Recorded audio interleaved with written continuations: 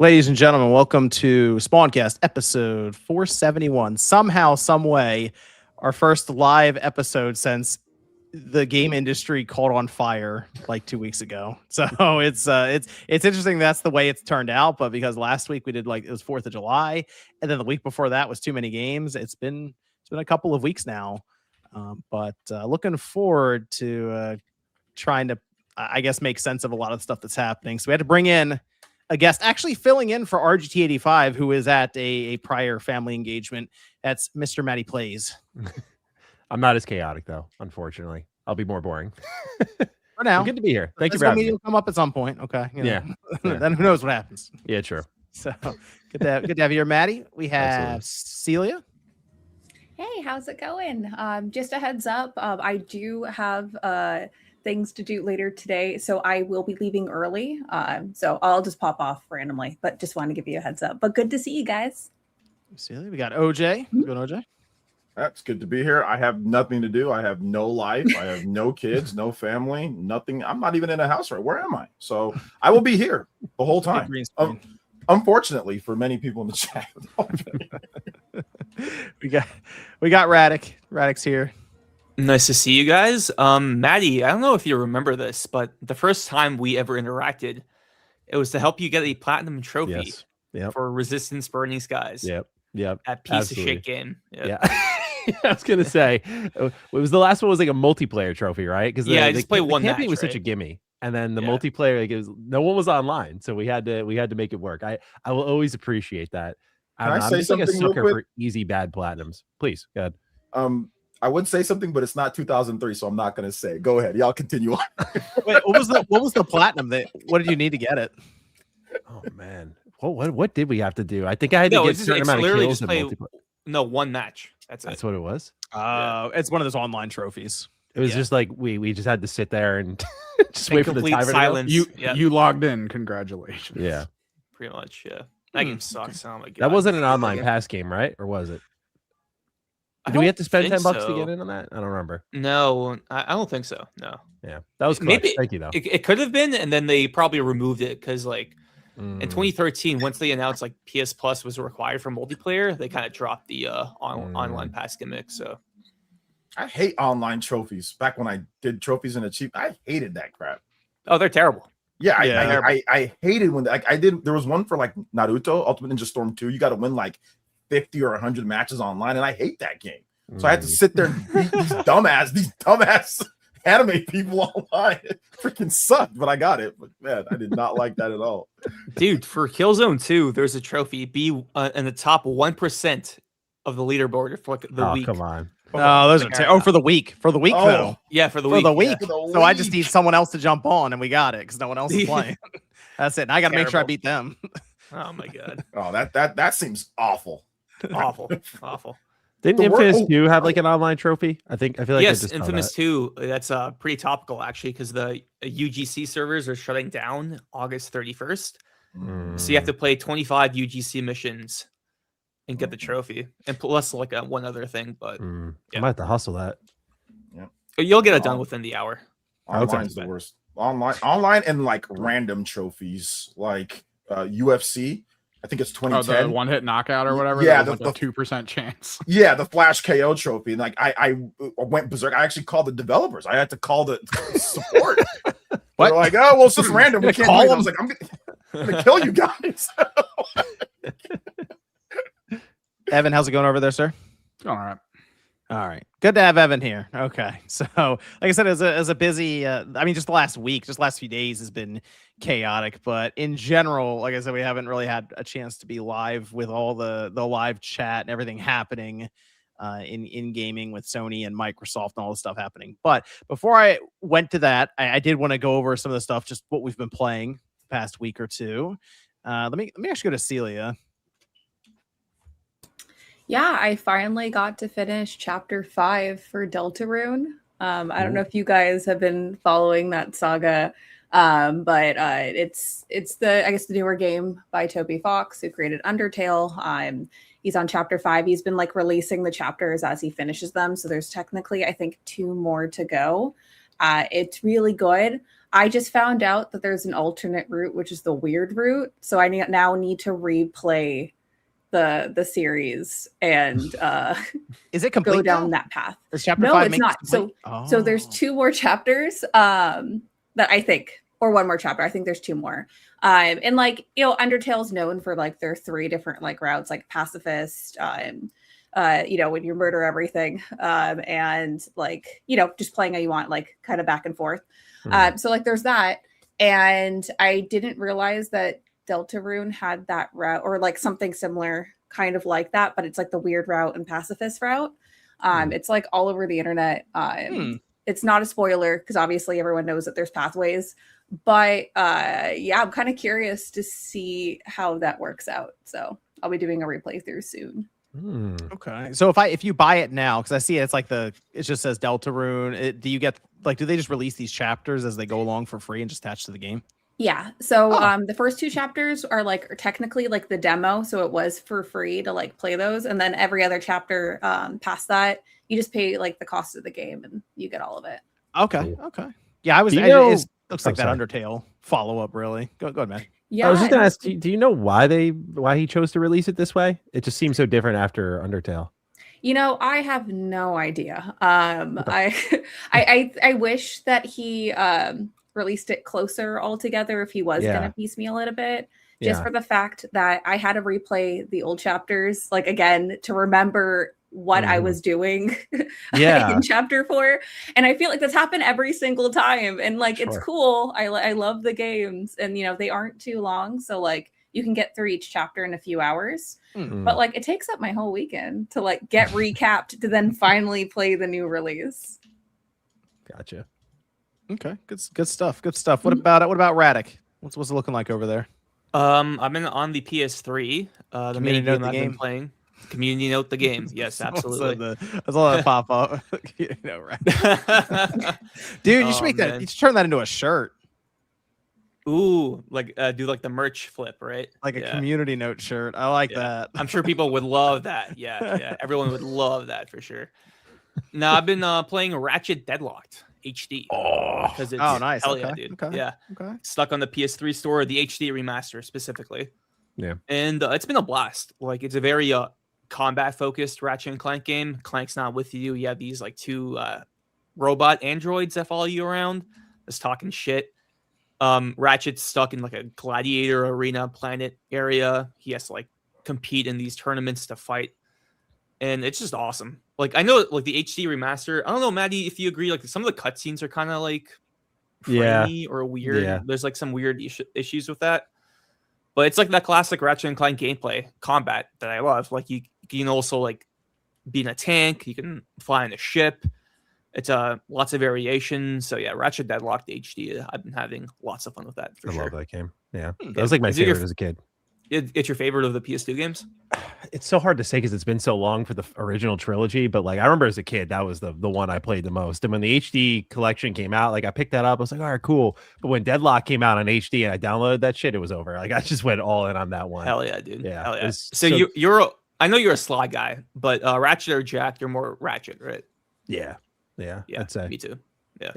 Sly's the king though. Isn't that the one Deadlock? Isn't that the one where they brought the server? Like fans actually stood up new servers for that game. Yeah. There's fan servers for Deadlock, and I think Up Your Arsenal as well. Yeah, that's crazy. Yeah, nice. So you went back to the PS3, like straight up. Oh yeah, for sure. Yeah, has trophies too. So do you use the old 6-axis, or do you use like I have the Retro Defenders controller? I don't know if you've seen it before, but like, or do you just use classic PS3 controller? I use the classic PS3. It's gotta be the DualShock 3, right? Oh hell yeah! I can't do the 6-axis. Yeah, the 6-axis feels like a toy. Yeah. It's a terrible. How is the third-party controller for that, Maddie? Is it good? I feel like John, I feel like I might have seen it on your channel. Was it the Defender? Yeah, it's a good. Yeah, I was gonna controller. say. I think I'm here. I am. I'm like, oh yeah. I think with the guy who put me onto it in the video. Yeah, that controller kicks ass, and it's actually got 6-axis on it. Yep. So. Really? So it does work. Got a good weight to it. Yeah. What's it called? I might. Hang on. It's like the Defender or something. Yeah, I mean, if he has it right. I was literally using it on my PS2 last night. Retro Fighters Defender. Retro Fighters Defender. Right there. Wireless controller. Hell yeah. Yeah. Yep. Yeah, you can use it on PS2 and PS3 and PS1 actually. Oh, really? So, All right. yeah. They're $50. Not bad. It'll work across the board.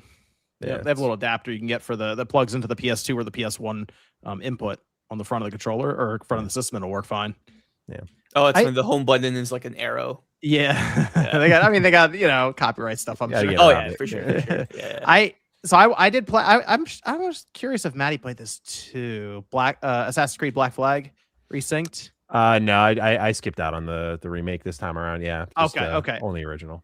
Ubisoft was like sending the codes around, and I got a chance to play it early, and I was going through some. I think I played like 15 hours of it or so. Nice. And I mean, I enjoyed the first one. What feels like forever ago. I think I actually played that one because it came out on the Xbox One as well. I played it on the 360 back in the day, and now I look at it. If you fire it up now, it's super crunchy on the old system. That's just kind of the way it goes back then. But the new one is, and I think it's just because I've become used to Shadows, for example, or Valhalla or anything where there's all the RPG elements and stuff to it. You go through this one and you're just instant assassination on everyone, and it feels so much better. I like that so much more for Assassin's Creed than having to worry about the levels, and if you're not high enough, they'll catch your blade and just throw you to the side. No, in this one, I mean, sometimes the AI is kind of dumb because I feel like I'm right next to them and they should be able to see me and they don't. But I kind of forgive it because he does like the cool assassinations where he covers their mouth and stabs them and like pushes them down. Or if you run, you can still see you, but they won't react in time. And you can hit the assassinate button and you'll grab them, assassinate that, like stick them with your blade and then throw them down on the ground. It all looks really cool. So like the animation stuff have translated over really, really well. And the game itself, I think I like this one more so because it feels so different since Edward is just not an assassin, really. He just happens to, kill an assassin at the beginning and is like, okay, I guess that's me now. Yeah. And he's LARPing. and then, yeah. And he gets this big pirate ship, and then you're off and moving. And I think it's also just because each part is kind of contained compared to Assassin's Creed. Some of the other ones, just a very large open area at times. It just feels like go to an island or a town, and it's more boxed off from the rest of the world. And then the naval combat's it's not the primary focus, but it's a good chunk of it. So that's the thing I like. It's like you go Assassin's Creed, you then kind of do some Skull and Bones stuff. You go back to Assassin's Creed, and it works so well. And visually speaking, man, there are some moments where the game looks incredible, and then there are some moments where it looks kind of bad. So really? It's such a Ubisoft thing, bro. Yeah, that sounds so right. It's like sometimes you get a close up of a character and you're like, oh, I don't know what's going on there. But then other times, like the sun will hit the water just right while you're sailing through, and everything's exploding as you're doing these naval battles with 4 or 5 different ships, and it looks really, really cool. Or you board a ship and you swing across, and it looks like an action movie, that you're playing in. And the combat is I don't know, it's pretty easy. It's the parry based combat where you see a blue light, you hit a button, and then you could immediately just kill them. So it feels very arcadey in that sense, but it's really fun. It still feels like that 360 game for the most part, but they've kind of freshened it up as you expect. I mean, it's like I think it's 60, so it's not even the full 70. Like they didn't even go for that. So out of complete curiosity. So I guess, okay, so context. I have a friend that I'm actually hanging out with today that has been peer pressuring me about playing Assassin's Creed Black Flag for like years. Like we've been friends since we were 11. So since it came out like way back in the day, would you say that it's a more enjoyable experience to play the remake, or should I just go the OG way and play? Oh man, I think you should get the remake. Okay. They enhanced a ton of stuff that made a lot of the jank not a problem. Yeah, okay. And it's still I played it on the base PS5 and I played it on the PS5 Pro, and it still looks fine on like the base PS5, and it should look fine on the Series. I didn't try it on the Series X, but it should look fine there too. But I think the thing we tend to forget, and then we'll go back and play it on the older systems, is we really did put up with some like really sketchy frame rates back then, because this is a game that actually sat more in like the 20s. Frame rate back then when you're playing, when a lot of stuff's happening. It's whereas now with, for example, the newer one, it's just it'll have a performance mode that'll go for like 60. So it's you definitely notice it when you go back to other one. Otherwise, though, it's kind of that same sort of game. They played around with some of the stealth missions as well, where it's not instant fail and a few other things. So they've kind of modernized some of it without completely changing the whole thing. So I think it's Black Flag, but just like better, basically. So I do recommend this one over the old one. Okay, no, sweet. Yeah, because I've heard great things. I heard the story is really awesome, and it looks fun. I'm not a huge Assassin's Creed person, but like I want to check it out. This is one of the least Assassin's Creed games, and I think that's one of the reasons that so many people go, "That's my favorite one," and it's like, well, it's kind of not as much of an Assassin's Creed game, so it's just you just like being a pirate, basically, is what you're saying. So Yeah. But it's fun. Like you can do all the fun combos, and then you have 2 dual pistols on your chest. You take both out and just blast people. Yeah, it's a good time. You got all kinds of gadgets and smoke bombs and stuff. So I guess some people may see the instant assassinations as kind of overpowered. Sometimes, like you just drop a smoke bomb and just instant assassinate, one button assassinate everyone around you. But it's just fun, so I don't care. That's all. So, but it's good. It's a good time. It is. What about OJ? What's been happening over there? Yeah, I played a lot of the Splatoon Raiders demo because they have it at Best Buys and stuff. So I played that a few times and it's fun. Also been playing Star Fox and Adventures of Elliot. So just been kind of rotating between those. Man, I'm still trying to find Adventures of Elliot. I can't find a physical copy anywhere around here. Square Enix was like, buy it digital. Can't find it. I was like, you know what? I'm gonna hold out. I'm gonna find that. I have some gift cards to like the Best Buy around here on the game stuff. Like eventually, I just keep eventually I'll come across them when I go. Have not seen it.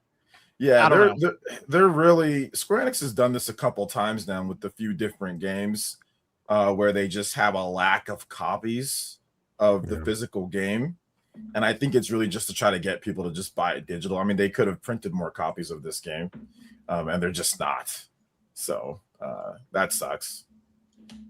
Yeah, I want to get on the PS5. I know it's on the disc and everything. So I was like, I'll grab it on. I'll grab it on there. Still can't find it. I mean, the demo's cool. The demo's like several hours long too. Yeah, the demo's great. It's a really fun game. I mean, you can beat it pretty quickly depending on the difficulty. And it has multiple endings, or like good ending, medium ending, bad. Like there's a lot of cool stuff with it. I mean, I'm playing on the hardest difficulty, so like I kind of get my ass kicked sometimes, but like I'm getting through. Like I'm getting through. It looks like a Zelda game. Yeah, very much like Zelda, Secret of Mana, Zelda. Just kind of like that style of game, like old school Secret of Mana 2, or well, we call it Secret of Mana here in the US. So just that one on the Super Nintendo, or even like the third one, Trials of Mana, even kind of like that. But yeah, it's really fun. It's a good game, and it's on everything. It's on all the systems, so it's fun to play. Good stuff. And Star Fox is great. I did Star Fox. I did a bunch of routes of Star Fox. Yeah, I think all the medals. I've gone through it like 4 or 5 times now. Just quickly running through it, and Star Fox is good. It's it's what I thought it would be. So yeah, like I'm getting all the medals now. Like that's the thing that like I'm doing. I'm getting all the medals, doing like the expert stuff. Playing a little bit of the online now, and the online is freaking crazy. It's fun though. So yeah, I'm enjoying Star Fox a lot. And yeah, Adventures of Elliot's good too. So it's good stuff. And I'm looking forward to Splatoon Raiders. The demo's good. So if you can go check out the demo, guys, check it out. It's actually dope. That's out in a couple weeks, isn't it? Yeah, it's out July 23rd. But I mean, they don't have it at my Walmart, but they had it at my Best Buy. So that's fun. What about Maddie? What's going on over there? Well, I too have been playing a lot of Adventures of Elliot. I just got the true ending for it, so I loved it. I thought that game kicked a lot of ass, dude. I mean, I'm a sucker for that art style. Like any game that shows up, HD 2D, all over it. But yeah, I think they did a brilliant job, man. Like I was a little worried at first, but worried's an extreme word. I don't know what that trepidatious. Like I saw, okay, this is the team that does Octopath, and like I would love an Octopath 3, but they're trying to do something a little different. But I really respect that. Like they kind of found their real like groove with this game over time. It doesn't do all the experimental things that Zelda does, where you can like put all your powers together and really, I think, uniquely solve a lot of the games like Trials and whatnot. But I still think for like a first go around as like an action RPG, they did a good job. They leaned a little bit more into the RPG stuff than I think Zelda would.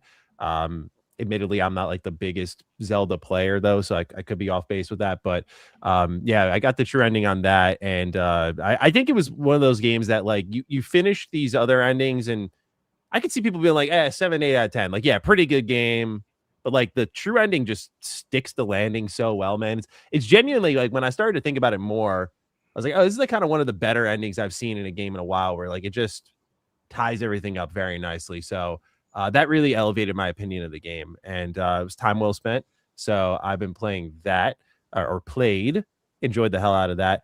And then I had this gap, basically. The reason I skipped Assassin's Creed was I was trying to be a little strategic with the backlog. I was like, this is my window before like Halo comes out, and I'll check out Halo and whatever else is happening in August. There's like a million games. So I was like, okay, what do I want to knock off my backlog now? And I went through a bunch of games, and so the one that I settled on, I was like, I think it's time for me to start playing these older GTA games. For just a little bit of reference, I personally I played as a kid. I was way too young. I played San Andreas. But I got that one. That was great. But I've never played, and I can't believe it's greatest hits, but I've never GTA played 3. Yep, there it is. Oh, Yep. nice. Maddie, how old are you? I am 31. So Okay. I'm just old. Sorry. I was no, I wouldn't say so. I'm just living under a rock. That's all. because I was thinking like you were a kid when GTA San Andreas came, but then I'm like, okay, I'm just old. Never mind. Go ahead. Continue on. I don't know if you've played San Andreas and like 5 and 4. I don't know. You go back to 3. That might be. I'll be kind of rough. So here's. I played San Andreas and I played 5. I tried 4. I made like a bet with my friend when I was in like middle school. He was like, I'll play Fallout 3 because I'm obsessed with Fallout. And so he was like, yeah, I'll give that a shot. And then he was like, you got to play my favorite game, which is GTA 4. And like that bored me to tears. Really? Damn. Yeah. But I was Finally. really young. I was young. I think my opinion. Somebody who agrees you with try me. going bowling. Yeah, I don't even think I got to like pass the I bowling. passed GTA 4. Yeah, I just returned that shit. So I want to give it a shot again. So I was thinking, let me go from the ground up. Now I've been playing as I held up the PS2 version because, I'm looking at GTA the Definitive Edition. I know they patched it. I know they've done more work on it, but also these are going to turn into, if I'm honest, like retro rebound videos at some point. And the thing that always gets me is when I play like the remaster or something or the remake of something versus the original. Like I did this with Spyro. I played Spyro for the first time ever. That's one because I didn't have a PS1 growing up. So I played that Reignite trilogy. People were like, oh no. So I'm like, all right, I'm not making this mistake with the GTA community. I'm gonna see what y'all's goats are and play them in their original format. And so yeah, GTA 3 has been a test of patience, man. I've been fighting a battle with this game. But it's a special game for its time period. But so I'm appreciating it from that angle. It's funny. I'm watching Sopranos right now, and like you can see, there's just so much Sopranos. Like they're like, we love Sopranos. Let's make a game about it. I'm like, okay, I kind of like the angle I'm taking this from. So it's fine. It's fun. It's definitely not aged gracefully. So I'm very much looking forward to getting to Vice City after this. But that's mainly what I've been playing. I also just recently started Amori on my Switch, but I'm only a couple hours into that.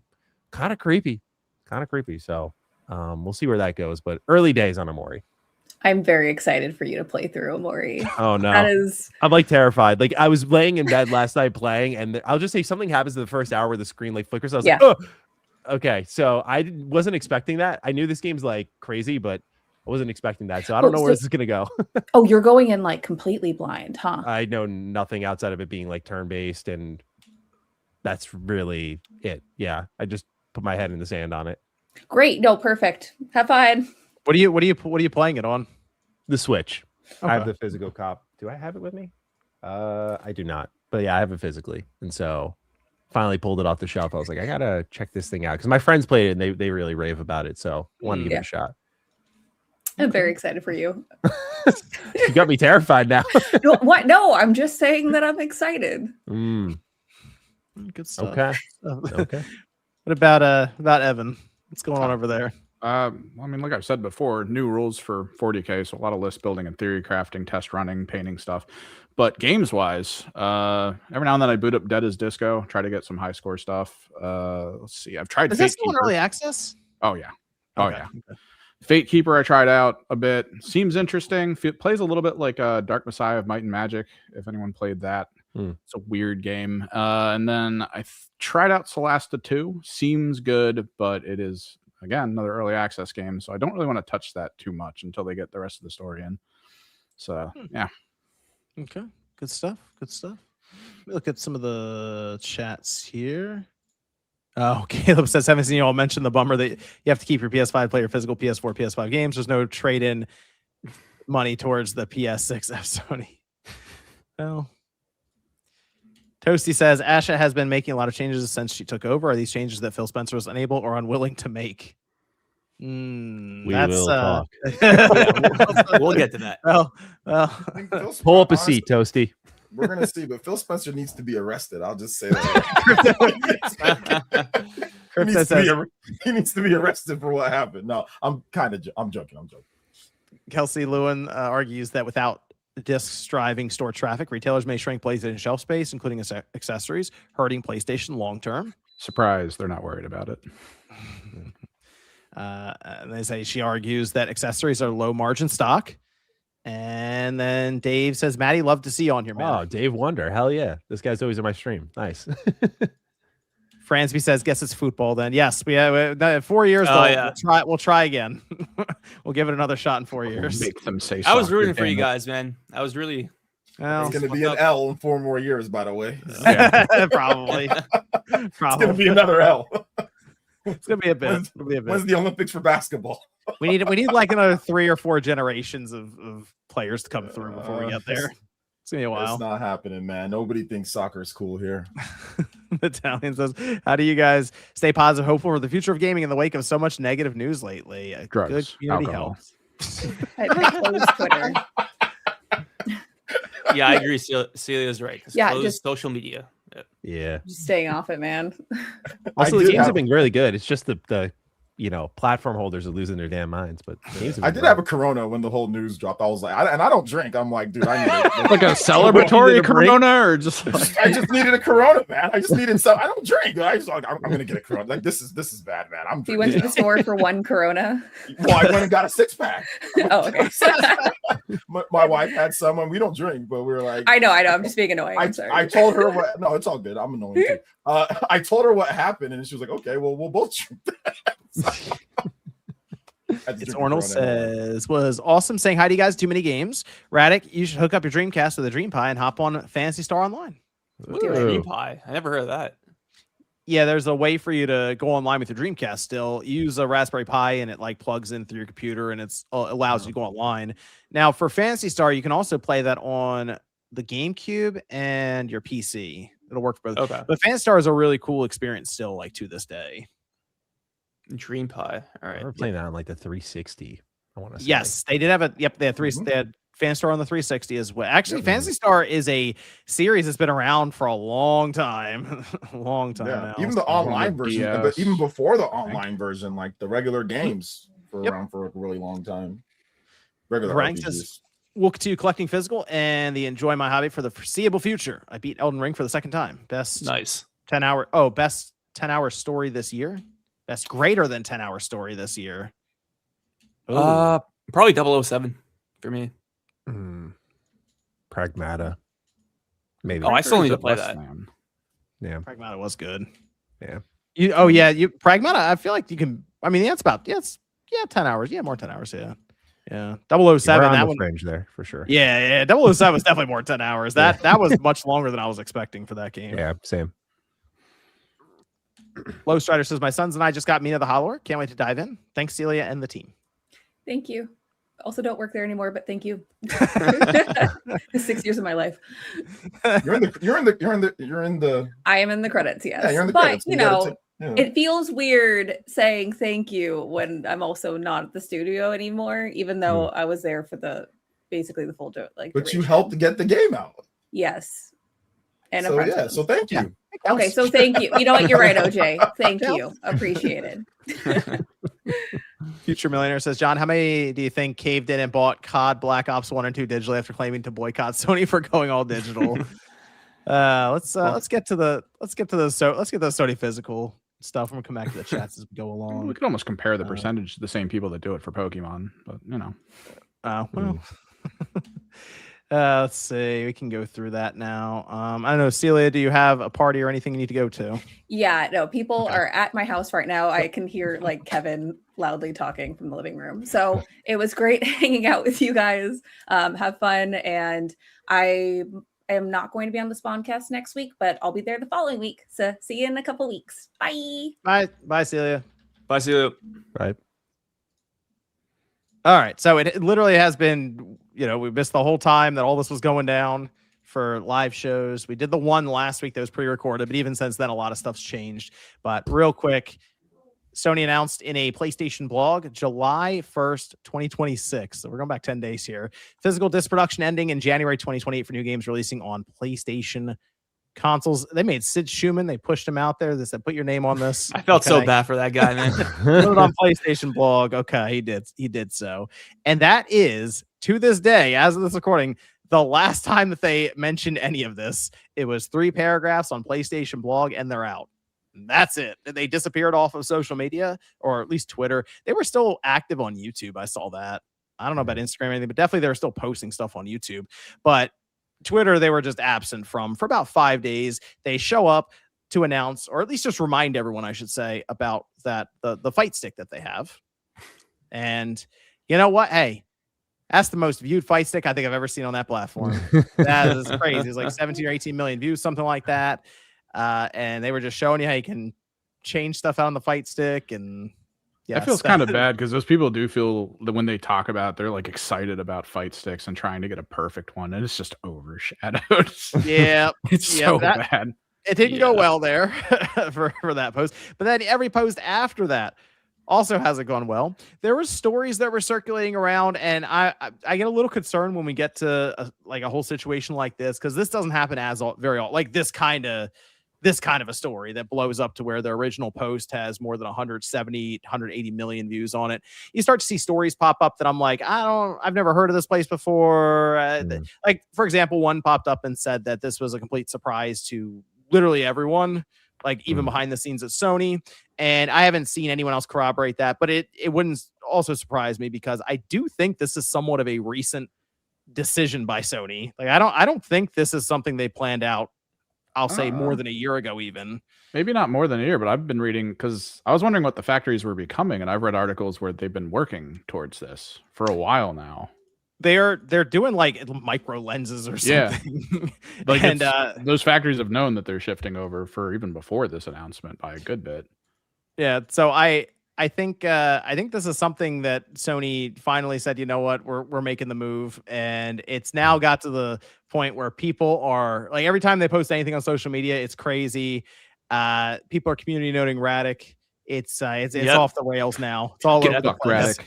Yeah, they said I claimed I was going to boycott them, even though I never did. So yeah, that's the life I'm living now. Dude, it's crazy how many like community notes are happening. Like you gotta be real careful. Gotta be very careful about what you say. Yeah, I think part of this also has kind of turned into it. So originally it was just the idea that physical games are going away, and it's kind of morphed now into physical versus digital, like straight up. That's what it is now. So it's like it's all physical or all digital, right? That's the thing. There's no like nuance or in between.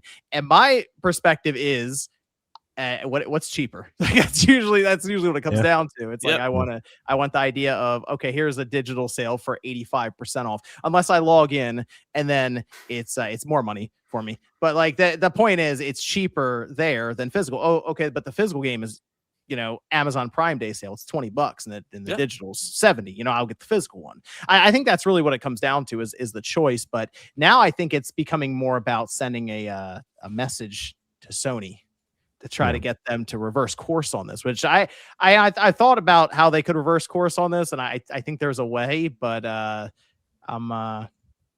still got to see Sony actually say anything about this. You got to acknowledge it first. Yeah. Yes. I really think the next time they're going to acknowledge it is when they do an interview. That's it. When somebody asks them, like a journalist asks them a question, because like the longer time goes on, I'm starting to feel like they're probably not going to reverse course. Because I felt like if they're going to reverse course, it would have been like earlier in the week, right? They didn't do that. They posted a fucking tweet about the fight stick, and they kept tweeting about other third-party games. And I think, Maddie, you brought this up, that like I kind of feel bad for these partners, that like these tweets are kind of being overshadowed. And I wonder how they feel about that internally, but I don't know. I wonder that too. you know, like, because when I posted that, like, I think Colin was telling me, he's like, oh, they probably don't care because they're gonna make more money on it. But I'm like, I don't know, man. There's like, I mean, it's a small example. It's definitely like a cherry picked example, but there's like Mouse PI for Hire, which is like getting a lot of good buzz right now because they're like, hey, our physical launch is happening right now. Like everything's on the card, everything's on the disc. Like, go check it out. It's in stores, and like that's a game that's benefiting from the positive physical buzz versus every partner's being like, here's our new trailer. Everyone's like, fuck Sony.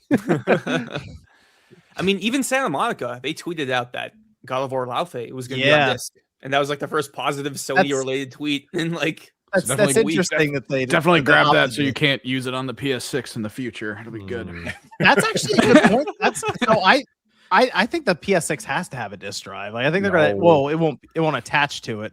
I think it's gonna be a little HD DVD box thing that you run to a wire to. it's gonna look so ugly, man. Yeah, but that's the point. It's like how do we make this thing look really ugly so people don't even want it? That was the compromise I was going for. I feel like at this point it's like, yeah, I know we're in the minority. Like most people are buying digital. Like I get that, but like give me my external disc drive. You can charge me more so you can offset the cost. Like, oh, it's $80 for physical games nowadays. But we'll charge you, I guess, standard 70 on digital. A lot of people are going to move over because, like what John said, like it's going to be cheaper. It's going to be idiots like me who are like, I want my physical, and like, you know, go over there and you'll. I just think there was a better off ramp for this, is all I'm saying. They didn't have to rip the Band-Aid off aggressively and just go quiet and just like tank their image with it. I think there was just a better way to get people off of physical games if that was their goal. Where it started to make more sense to just go digital, like a more gradual transition. But I don't think they wanted to wait for that. That's the trick in all this. Yeah, the thing is that there's no need to go all digital, like outside of them just wanting to make more on each sale or thinking that they can get more people over. I mean, there's no need to stop selling physical. I mean, you go to Walmart, there's still records or vinyl or whatever, right? There's still CDs, there's still Blu-rays, there's still books, there's still all sorts of stuff that's physical, even though you can get all that stuff digital too, you know, if you want it, if you want everything. So really the only reason is for their profit, which is, that's fine. Their business. They can do that if they want to, but I think they're not thinking this one all the way through. Because people do like to be able to have that option. That is a good selling point, and it's also something where people double dip, to where there are people who will buy digital and will buy physical, you know, for convenience sake. So I don't know how much money they're going to make, how much more money they're going to make. Like I get it's going to be a reduced cost, right? Gas, shipping. I mean, they're still going to ship the boxes there, but you're going to reduce on like production costs and stuff. So I get that, but I don't know if it's going to be good for them. Oh, like they're being short-sighted about it. It's like, oh, if we drop all this, we're going to make this much money. But you also got to think about the back end of stuff, you know, and how people buy certain things. So I do think that it's a huge mistake as somebody who loves physical games. And I like digital too. Digital's also good. I buy digital games every now and then. But I just think it's a really big mistake, and I hope they reconsider. I actually just bought some physical games today on my PS5. I got Grand Theft Auto 5. Oh, nice. Yeah, and I got Resident Evil 2. Hell yeah. Nice. You know, brand new, both of them brand new. So it's like I always look for cool deals, and I think Resident Evil 2 is $40 on PSN, and it's $20 physical. So maybe that's what they're trying to cut out on. Oh yeah, 100%. That's what they're trying to get rid of. Yeah, that's like, the sucks, problem I have, dude. It's gonna like, be more expensive. Exactly. It's just gonna be more expensive for people. And you know, if only buying something from one place. I mean, I did a lot of econ. They forced me. I'm old, so they forced us to do econ back in the day. I don't think they forced you to do econ, but like anywhere it's like supply and demand, right? But if you only have one place, imagine if there was only one place that you can buy shoes, or only one place you can buy clothes. Imagine the prices of what they can do if they got enough people on their side, right? Like you want to have multiple places that you can buy stuff. And when you have physical games, you can buy it from multiple places. Walmart, that's its own retailer, right? Best Buy, people on eBay, that's way better for prices and for competition than having only one place to buy it. Like look at what the RAM companies are doing. There's barely anywhere to get it. Look what they're doing. They're squeezing the hell out of us, you know? So yeah, but the RAM companies are the ones producing the RAM. Walmart, Best Buy, they're buying from Sony to then sell it. So they have to pay a price. They have to get a certain contract. The trick is whether they have the buying power, because that was always the thing with Walmart and places like that. If you want people to start buying your games, you have to have a storefront presence. which absolutely doesn't feel like a thing anymore as much. Which well, is a little what bit I'm trying to say bad. is that like only having one place or only going to be like the economics of that, only having the PSN storefront is terrible. Like your PC, no, right? absolutely, and like you have multiple places where you can buy games, so that makes things better. But I'm agreeing with you there. But then these companies are then buying the disc, and if they don't have a good contract and they're going to sell you the game for cheaper, they're selling you at a loss, and then maybe they don't buy any more games from them because they're selling at losses too often with Sony. So like it becomes this back and forth problem. I mean, the margins on games, John, when we were in a game store, what was it per game we would make per sale? Like almost any system, like $1 or $2. Yeah, if there was a game that was like, if a game, this is back in the $60 game era, maybe you bought it, the game would be like $52.50, and then there's like $3 shipping per disc or something like that, because when you even it all out for the weight. So we weren't making much of anything on a new game. And if you don't have the buying power to get a good contract from a company like Xbox or PlayStation to cover your loss, you're fucked. So have fun with that. And it's like it's a little weird. Yeah, but that's for like the retailer, right? When it comes to Sony, they're still making. I mean, it's not as much as digital, but they're still making. Yeah, they're still making their cut, and retailers still. I mean, I have plenty of PS5 games at Walmart, or PS5 games at Best Buy or other places. Like, I know it's not as big as it used to be, and I totally get what you're saying, Evan. That is true what you're saying, but I just think that it's just a bit short-sighted to get rid of it now when there's so many people that still buy physical. Like there's still like millions of people that buy physical and do like that option. So getting rid of it right now to me is just a big mistake. And I'm very sad, if you can't tell from my voice. Like it's very upsetting to me. So I'm in the same boat, bro. It totally took the wind out of my sails. I was like, man, really? Like we're going. You knew one day it would come, but like the way they're doing it, where it's like, oh, it's just like there's not going to be any options. I'm like, they even have options for music still. Like you mentioned vinyls. Like that's the thing that's standing out in my head. I'm like, Kindles sell out everywhere, but it's like there's still books. Like there's still books. There's a whole rack of books at Walmart. A whole big old rack of books. The key trick with it is in places where internet sucks, which is actually a much larger percentage in a lot of places all over the world. So you kind of need the game on the disc if you're going to play it, unless you want to buy it online and then take your console to your local library and wait an hour.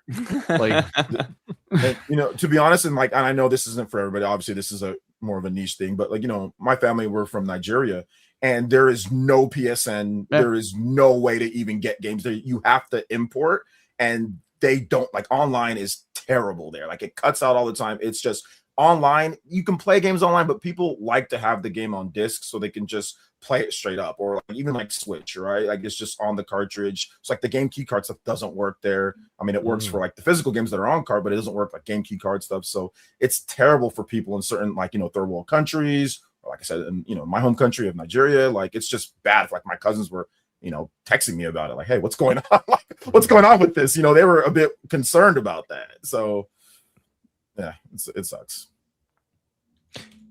Yeah, so when I saw this, I was a little surprised, obviously, because of the fact that games would be phased out January 2028. That's pretty soon. Yeah.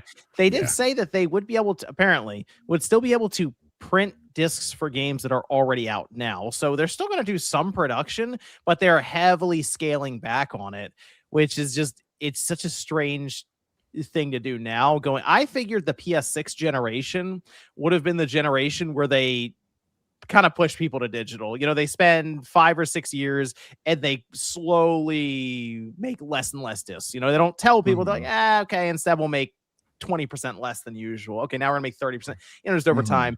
And then you go, man, this, I'm like with Adventures Elliott, I'm having a hard time just finding it in the store. Eventually, if I wasn't so stubborn, I'd be like, oh, all right, whatever, I'll just download a thing, whatever.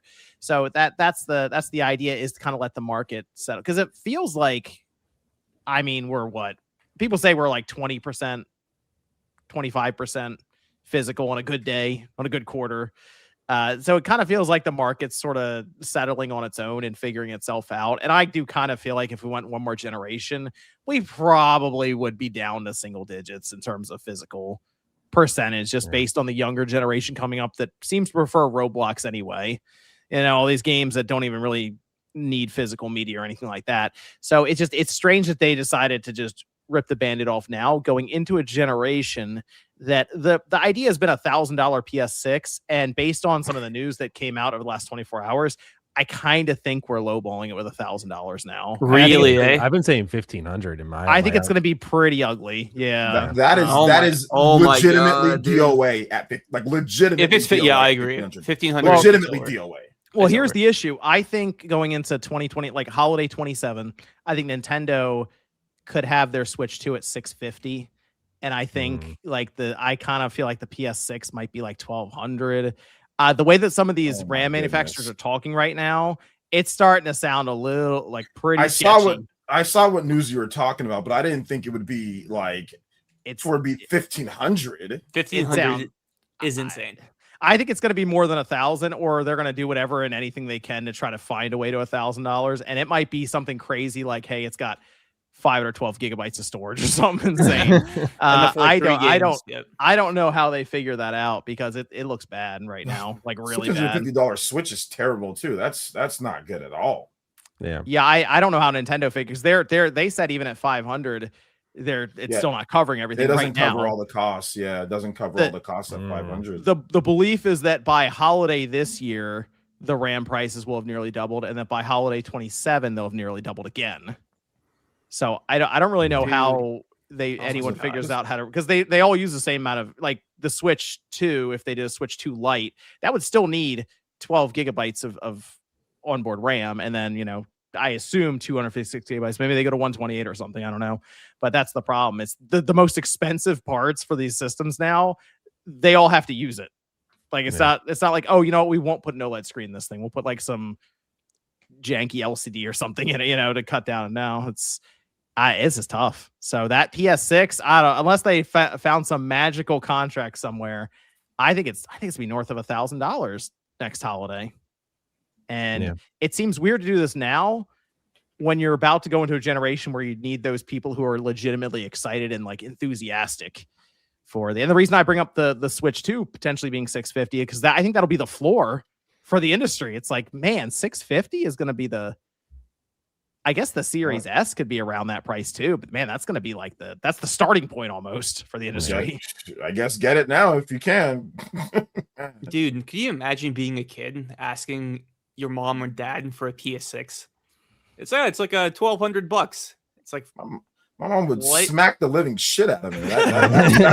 That's what would happen if you want me to be honest. Damn, dude.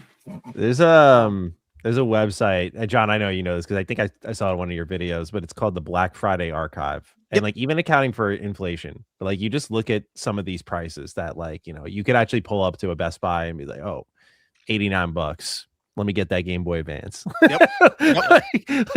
Like that's the thing with gaming is that like we somehow need to get back to the point. Like, do we need to reset like what kind of like graphics we're even pushing for at this point so that we can put these on like cheaper, weaker devices? Like, I don't even know what the solution is because like gaming needs to be in this pocket where it's like, oh, it can gradually go down in price, and it's just like, oh, I can just why not? Like, people aren't going to like the solution. People aren't going to like it. I know. No, we got to write out this RAM thing, right?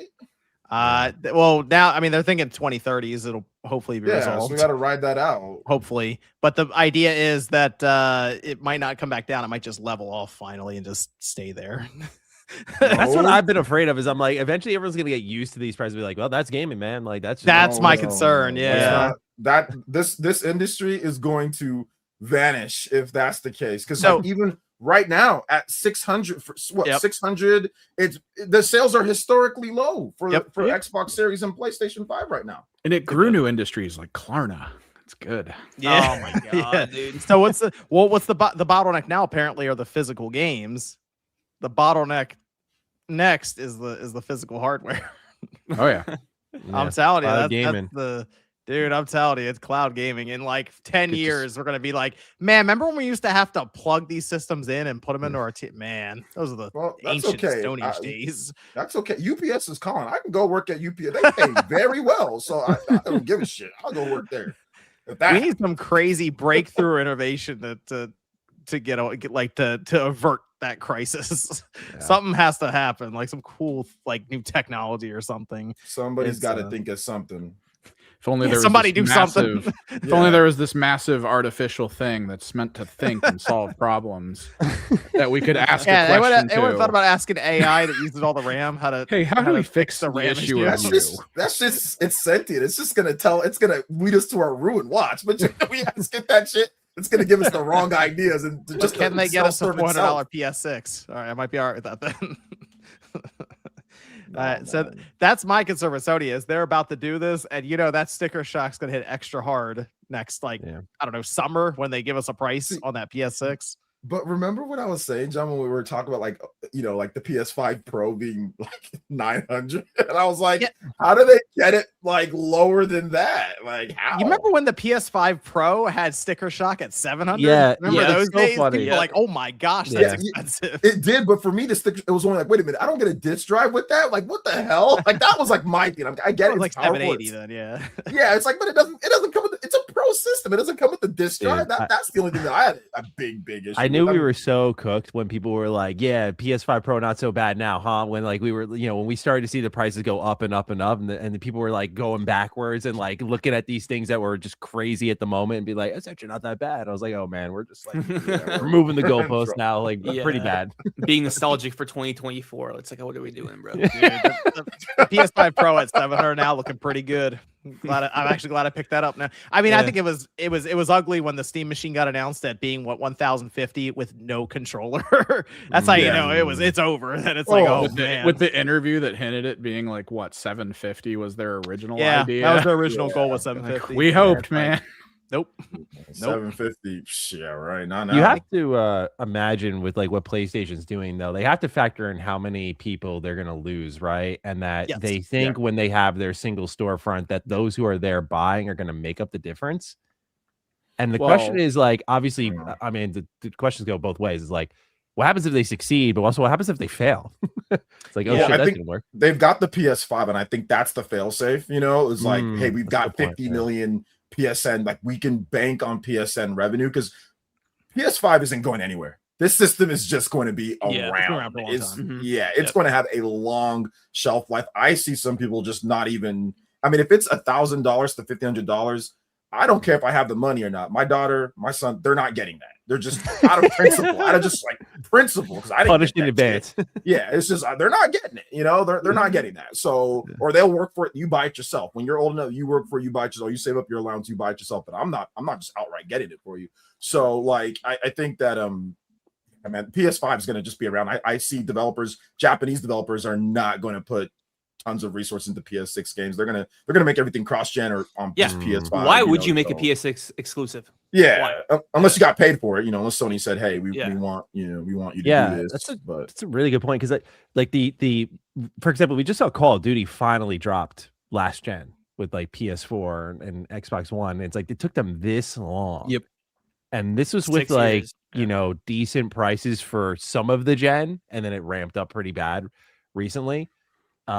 If the prices are, we were talking like 12 to 1,500 for a PS6, can you imagine like how slow that adoption rate is going to be? I'm scared, man. I'm scared for that. So everyone's going to be making PS5 games forever. Yeah, I don't see PS5 going anywhere. I think 10 years from now, people will probably still be like, "Hey, the PS5 game, like a PS5." No, honestly, maybe 10 years from now, bro. I agree. It'd be a good documentary. It's just the console generation that lasted the longest, just the PS5 having like 20-year shelf life.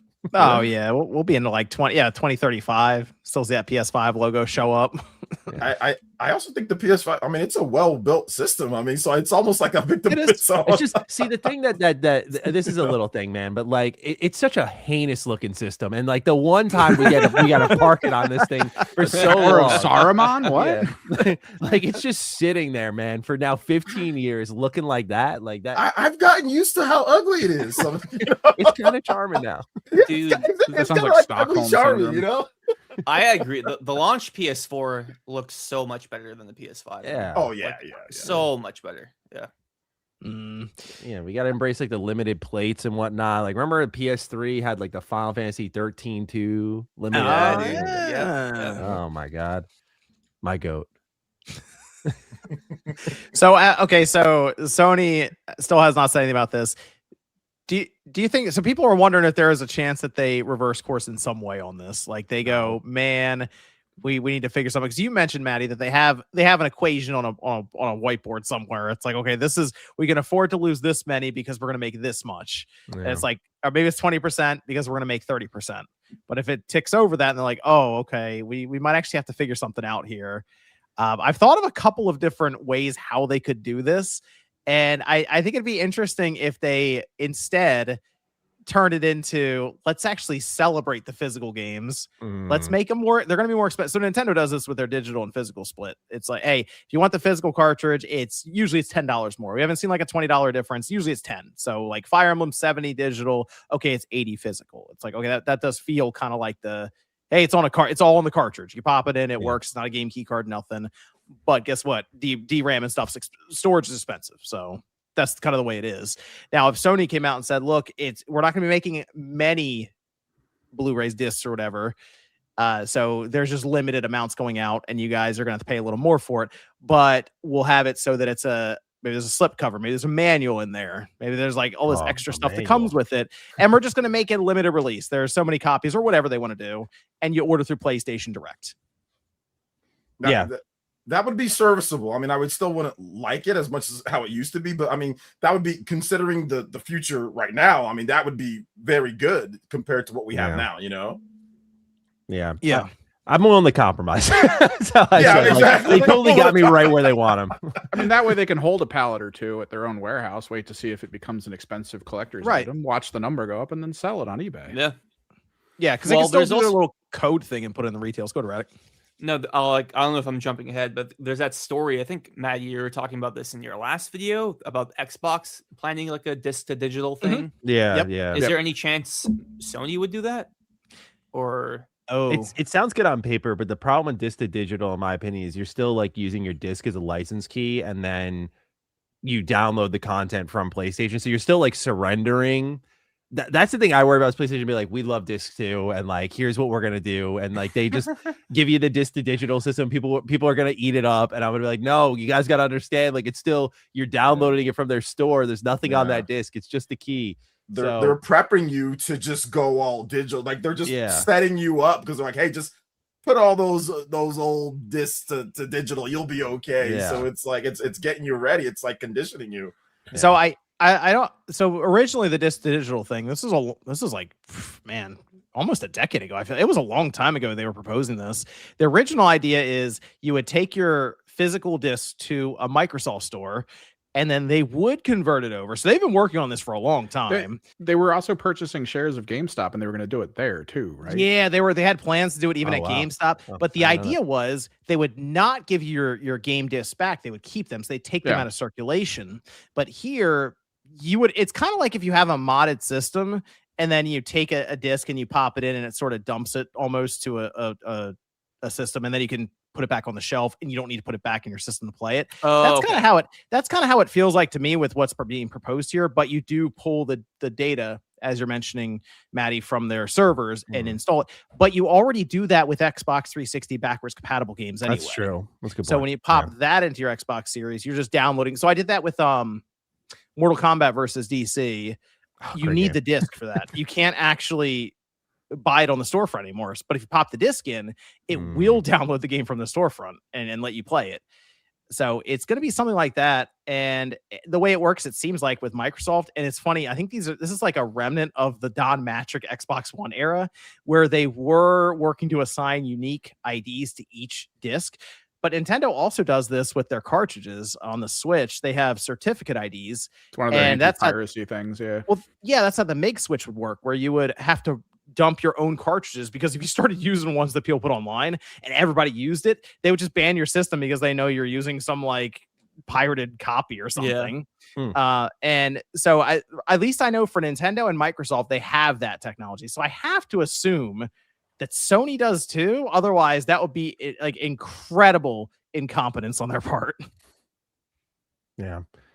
I don't know, man. I hope they meet us in the like they don't have to meet us in the middle, man. I'll meet you like 70% of the way there. In the alley out back of a Walmart. Get Yeah, the fuck out of here. yeah. The thing that gets me is that there is still a level of like production happening, and like, hey, partners, like we're still gonna like run some discs for you. Don't you worry. You want to reorder? You want to put stuff on shelves? Like we got you. I'm like, just like a little bit more for like the PlayStation Direct store, and like, yeah, I'll get it there.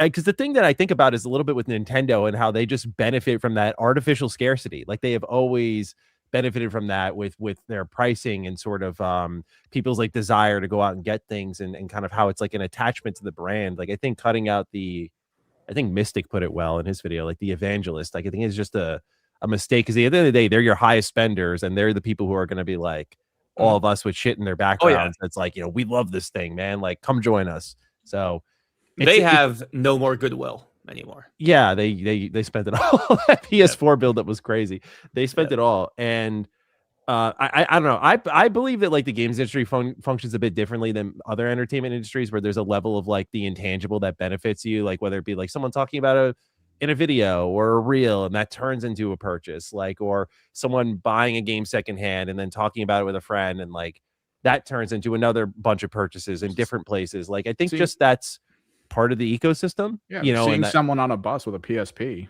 like yeah, like just they're like gaming is that weird thing where you see it, and like I always say this as part of my argument is like you could go on YouTube and watch let's plays of literally almost any game out there. You could just find it and watch it. But why do people buy them? Because they see it and they're like, oh, I want to do that. Like I want to play that. I want to experience that. So I feel like removing that shareability, like what leads to that shareability, I think it's like you can't quantify that. I get it. So they're probably looking at their sheets like, we're good. This is gonna be sick, dude. But I just think it's gonna hurt them, you know, maybe not massively, but I think they're gonna lose a lot of favor and a lot of their hardcore fans. And I think that's just gonna, I don't know if it fizzles out for them per se, but the enthusiasm's definitely gone. And I think gaming especially runs off of that. They want a whole generation off of enthusiasm. Like, they're, you know, they're sharing games. Okay. And there goes the Xbox One, and then you got Phil in his like Redfall interview saying, "Oh, we lost the worst generation to lose." Like they're still licking their wounds, fucking 10 years later, dude. It's crazy. So it's actually one of the questions on my mind. Do you think this would have happened if Microsoft and Xbox wasn't getting Thanos snapped out of the universe? I'm thinking my answer is like I think if Xbox were more competitive, PlayStation might have waited. I think it would have happened. I agree. I think PlayStation would have held up a bit because, you know, the reality is, yes, like I agree with the whole time economy is the true competitor. Like, oh, we're fighting against TikTok and YouTube and all that stuff. I think that's very true, but there's no doubting that like Nintendo operates in their own space, so does Steam, and then these two have been fighting over the same audience for a while. And when one of them just literally curb stomped themselves the whole way through the generation, it's like, yeah, you kind of gave PlayStation the lane to not only mess up themselves, but mess up where they just still kept finding success because it's like, I was not as bad as Xbox, you know. So I do think Xbox, if they were in a stronger position, would have prevented a little bit. One thing that I think we can all agree on is like if they are embracing this old digital future, PSN has to be better. Not like a little bit, way better. Yeah. Oh no, it doesn't. You have nowhere else to go. You know, I thought about hang on. There has been the argument of what Evan's saying, basically. Yeah. Where you know, they don't really have to do much. You've already bought all those digital games. You gotta go there to get them. That's the economy. There's no other place to go for the games. And you know, and I know we all love games here, and obviously games are great, but is the game quality over this generation, have they really justified this what they're doing? I don't know if it has. Like I don't know, you just look at like the game of the year winners. I talked about it in a video that I did recently, and it's like it's like It Takes Two.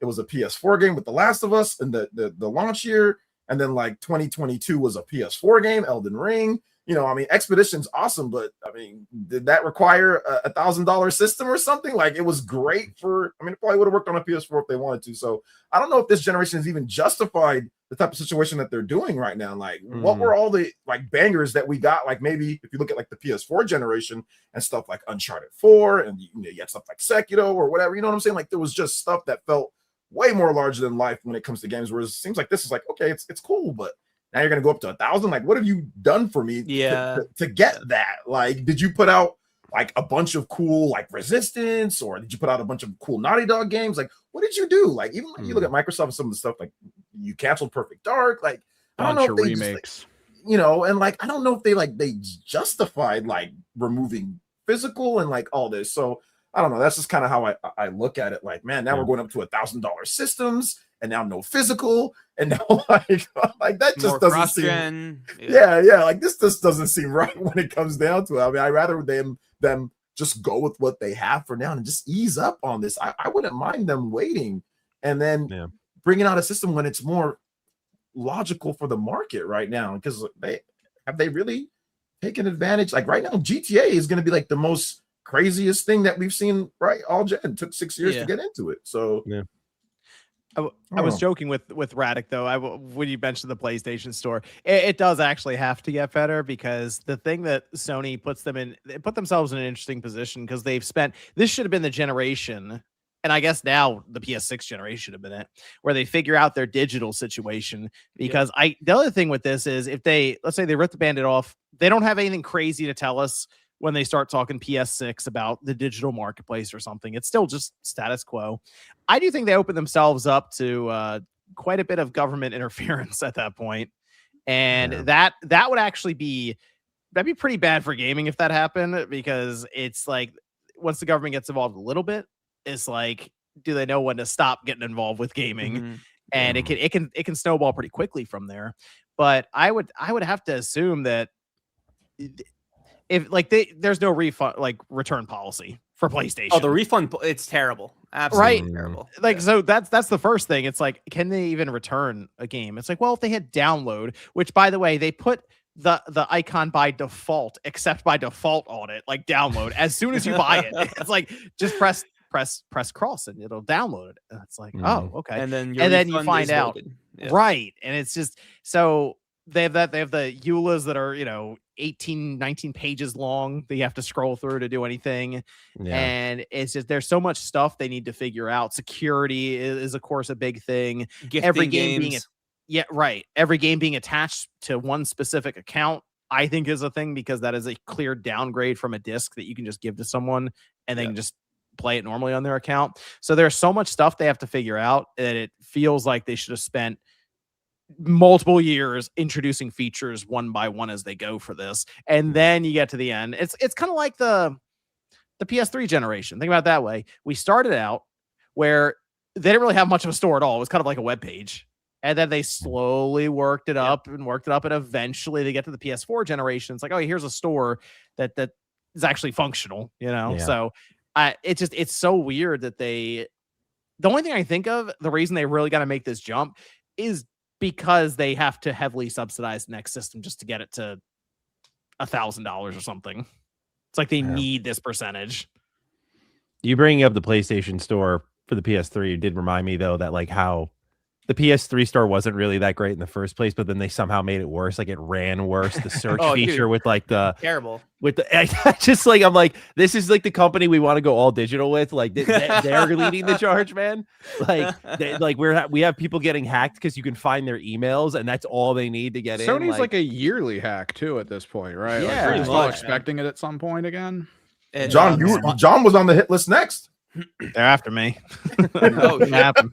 And John, you keep getting hit with a variable pricing, right? Oh man, Sony's they've been listening to the podcast or something. They're on to me. I have video proof of them raising price on me when I sign in. I got them on the clock on that one. Let me see.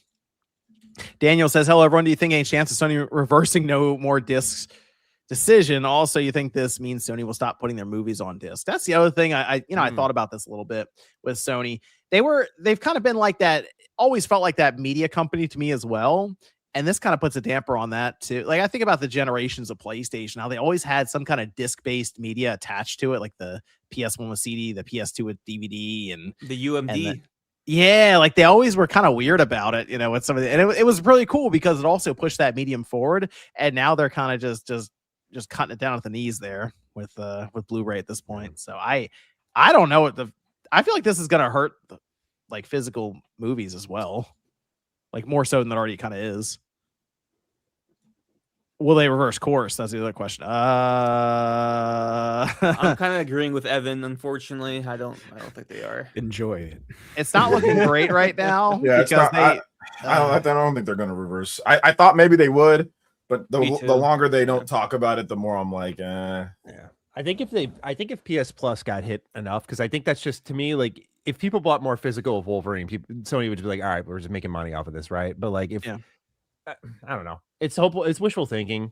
You know, Xbox did at least reverse some type of course after losing like 4 million subscribers and tried to make Game Pass a little bit more appealing. You know, and that's not even like, when people think about just subscriber loss, it's not even thinking about like the people who just go from like, you know, Ultimate in that case to like the second tier, where they lose money on that a little bit as well. So I feel like PlayStation, if they had a number to look at, where it's like, oh, we made this move and then went down, then maybe, you know, I think that's why I unsubscribed there. I was like, I don't need to give you my money every month if you're going to run this hard against me.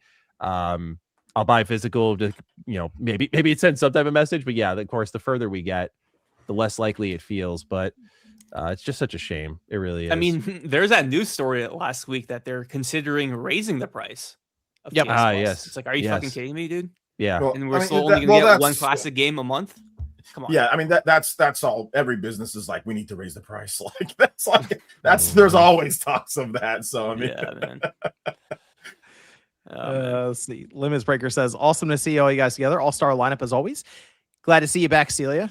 Shout out Celia and Mr. Maddie for the win. Thank you all guys for the great content. Shout out to I think you skipped that last guy's super chat by accident. Hold on. There we go. Dwayne says, it's been a very rough day for me, grieving a breakup. Thank you guys for today. To Spawn specifically, thank you for your consistency. Very appreciated. A lot of Hey, people shout out to are Dwayne. Sony. yeah, sorry. I mean, Radic, you're free, right? I mean, aren't you? Shout out to Dwayne. And then if you make 6 figures, let me know. Shout out to Dwayne.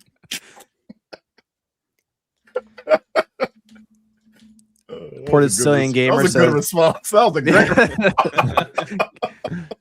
great Colin Moriarty is asking for accountability for influencers or shared mindless Xbox acquisitions. Do you think they plan to own their mistakes or compensate the hard-working employees' families now suffering these layoffs? Damn. Remember when I said Phil Man. Spencer should be arrested? That's what I was talking about. He's on it. The Casual Gamer says, that RGT here, who will tell me about DSP this week? We'll ask Sean next week about him. I haven't been paying attention. I've been too Me busy neither. and Yeah. grieving the loss of a family member of my PlayStation disc, you know, going away. So that's what I've been doing this past week. Daniel says, haven't seen you guys live in a minute. Appreciate you guys. Also watching World Cup. Yeah, I saw Norway lost earlier. Yeah, that was sad. Yeah, that dumbass didn't pass it to that one Super Bowl. Holland, bro. Yeah, dude. Yeah, Like, like- pass the ball, bro. Like, you're not him. You're not. Dude looks like Super Boom. He does, though. He I like does, him though. yeah. He's cool. No, he knows. He responded about it. Yeah, I think I saw. Yeah, he said like, Yeah. I'm not gonna say like you're wrong or something like something like that. Yeah. You're not wrong. And he's an Xbox, guys. There you go. Yeah. Kevin says, y'all know the song Word Up by Cameo? I'll defer to Radic on that. No, I What? never heard of it. Okay. Evan sounds shocked. I've seen his morning routine. I figured he'd know it. Oh yeah, just doom scrolling. Yeah. Global says, play has limits on PlayStation now, apparently. Well, Yeah. gotta come up with a new marketing slogan. Spyro says, speaking of physical games, remember when Sly 3 PS2 came with 3D glasses for some levels? Everything is just Yeah. red and blue, but even today it's pretty cool. Dude, that still works on the PS5 version. Like, it still has that feature for 3D. Oh, really? I didn't know that. Yeah. That's That's kind of cool. cool. I always thought those red and blue glasses were lame as hell. They did that shit a lot when I was a Yeah, kid. in the They were cereal always box. trying to push red and blue crap, and I'm like, this thing sucks. I always thought it was trash. Yeah. Pikmin says, FYI, on US PlayStation Network, when you buy Ratchet & Clank Full Frontal Assault, you get entitlements for both PS3, Vita, plus Deadlock for PS3, $10. Great shout out, Pikmin Guts. Yeah, Hmm. there's a lot of cross-buy games on PS3. Hmm. If you buy the PS3 version, you also get the Vita version for free. So if you're on the Cool. lookout, Yeah, Good for a that's list, good yeah. stuff. I like they did that for a while, didn't they? Redick, where the like was it like PlayStation All Stars?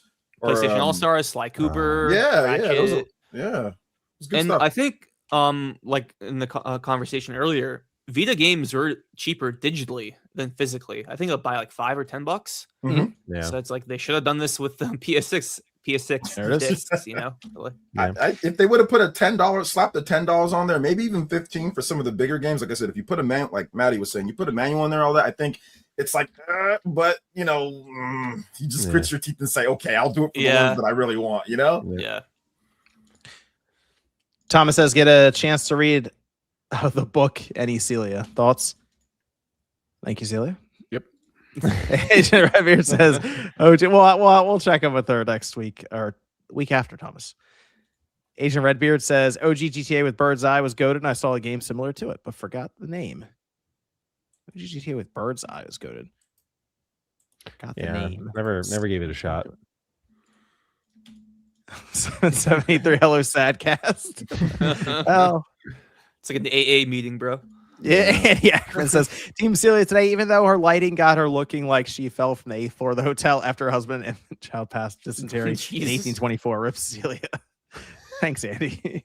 I will say one more. I do want to just say one thing with the whole physical. One more thing. My daughter, she's super new generation. She's 14 years old, so obviously super new generation. And when I asked her what she wanted with, because I bought her a Switch 2 for a graduation present, and I said, "Well, what do you want? What game do you want?" She wanted Tomodachi Life. She wanted it physical. I said, "You can buy it digital. I can just download it for you, or you can get it physical." She wanted physical, so I don't think it's like every single kid. Like if they're presented options, I think some kids would actually pick physical games. I just want to point that out because some people think all kids feel that way, you know. My nephew, his birthday's coming up next month. I'm gonna buy him Lego Batman, but I'm gonna buy him the copy of the disc because I don't want him to open up a present. It's just like a voucher code. And exactly. What about gifts? What about gifts? Like for Christmas and all that. You So much better to just get like the game, you know. PSN card, yeah. He'd be like, "Dad, what's this?" It's like, "I'll take care of it, kid." It's always in the top 10 of Amazon for a reason. Yeah. The V-Bucks, right? Yeah. Well, all the cards. Every card, all of them. Oh, really? Damn. Yeah, the cards do well. G-Man Serve says, rather have PS6 discs or Link talking in games. All right, I'll take the L here. I'd rather have the PS6 discs, but Link talking the movie, I'll take that. We're going to go to the Xbox stuff here now. But Radic, I would give you a chance to defend yourself with a community note real quick while I pull up the Xbox stuff. Go ahead. No, like I understand tensions are high for sure. But I bought Black Ops 1 digitally. It was like my favorite Call of Duty game growing up. I know, a digital only game. Bastard. Oh my god. Yeah. How could you? Yeah, how could I? But yeah, and then people thought, I was being hypocritical. They're saying, "Oh, you said I would boycott Sony." It's like, I never said that. I never said I would boycott Sony. I said I support people's frustration of Sony's decision to remove discs because it removes choice. A choice that I benefited from multiple times. So even as a mostly digital gamer, it affects me, like absolutely. So of course I'm going to support people being mad at Sony. I don't think that makes me a hypocrite. Like if I buy Mina the Hollower, a digital only game right now, I don't think that that doesn't my stance. It doesn't make you wrong. I mean, if you want to be digital and just be digital, that's also fine too. Yeah. Everyone's just asking for the choice. That's it. Nobody's asking. I want the choice, bro. Yeah. Nobody's asking to take one away from the other. And I think that, like I said, there's too many people that are like butting heads, like it's one or the other. And it's like, no, it's for sure. We want both, like we want choice. Yeah. That's it. Yeah. I understand people are like tensions are high. People are frustrated for sure. But like, guys, like I fully support the fight against Sony on this decision. Yeah, Radic wants what we want too. We all want, like, I'm pretty much like every content creator that I've seen thinks that this is a bad idea. For sure. Dude, last year, like I bought Mortal Kombat Legacy Collection on disc because it was cheaper on Amazon. It's like, all right, do I pay full price for it or do I literally pay for it for half the price on Amazon? I'm obviously going to get the better deal because as a consumer, the choice is better for me, Yeah. So like you also bought a game that isn't physically available on the platform you're playing on. Exactly. I'd like to point that out. I feel like lots of people are missing that. Sony's gonna be like, I think it's a very important point in all this. Radic bought the digital. The percentages are on our side. Yeah. Don't yell at There's no Sony. Yell at physical. me. Like great job, guys. But yeah, that's my piece. Yeah, but Did you play that online, by the way? I did actually. Yeah. How was one it? thing that pisses not bad. But one thing that pisses me off is like you have to buy the DLC separately. Yeah, I don't know. I think people should be more annoyed at that. Some of that pricing on Yeah, those games than That's anything else. kind of fucked up. That's a little ridiculous, bit. dude. $30 Yeah. DLC is it 15? 30? No, What like is that? Master Collection Edition at all. It's just That's crazy. That sucks. Yeah, Nuts. insane. But yeah, it plays great. It runs well. I was thinking, so, oh yeah, I'm gonna get like a positive KDR after 5 matches. Nope, I'm getting my No. ass beat. I'm getting old. I'm not like my teenage self anymore Man, playing Call of it's Duty. over. It's like, oh man. All right, let's go to the Xbox stuff. Let's see. Let's start the week. We had all kinds of information flying around leading up to it, but then Asha Sharma put out an entire, like actually a pretty lengthy post. I think she even put it on Twitter, and then they also put up like something over on the News Xbox website. And it was quite a bit of information thrown around, but she had one passage in here saying our business today is not healthy. We are operating at margins that are 3 to 10 times lower than comparable platform and publishing businesses. We entered Gen 9 with a smaller install base and a higher cost structure. To grow, we bet on Game Pass, multi-platform, and a broader portfolio of content. While those businesses have created meaningful value, they did not grow at the pace we expected. As that happened, our core business weakened, and we added more teams, more investment, more time, hoping for a better outcome. And now the industry is facing the most severe hardware crisis in its history. We must reset Xbox. It's all caps Xbox. Okay. So they're restructuring. That was the rebrand. Yep. Yes. They're restructuring eliminates approximately 1,600 roles right now. They're looking to total 3,200 roles throughout the rest of the fiscal year that we're now in, because I believe there's restarts at the end of June. So it's like just restarted. So they'll be laying off another 1,600 throughout the rest of this year. Compulsion and Double Fine, they're becoming independent, and they apparently keep their IP, their entire catalog, And So get that's- funding. Yeah. Ninja Theory and Undead Labs, they have new ownership. So Senua and State of Decay 3, I guess those are still coming out. I didn't really hear about who funded them or bought them or whatever happened there. That's still under wraps, apparently. Still a mystery. Yeah. Bezos. Xbox Nordic. Yeah, Xbox Nordic. Then something's going on with Arcane. They're exploring options, which is unfortunate because Blade was going to come out next year. So they're like a year off from that thing. And I'm like, man, come on, just let him get Blade out into the world. Let's just see what that was. I'm so curious. So unfortunately, they say nothing that's been announced has been canceled. So I guess it's still up in the air right now on what happens with that. Mojang and King, they're going to report directly to Asha Sharma as she finds obviously a lot of value in those two. That is their money maker. companies.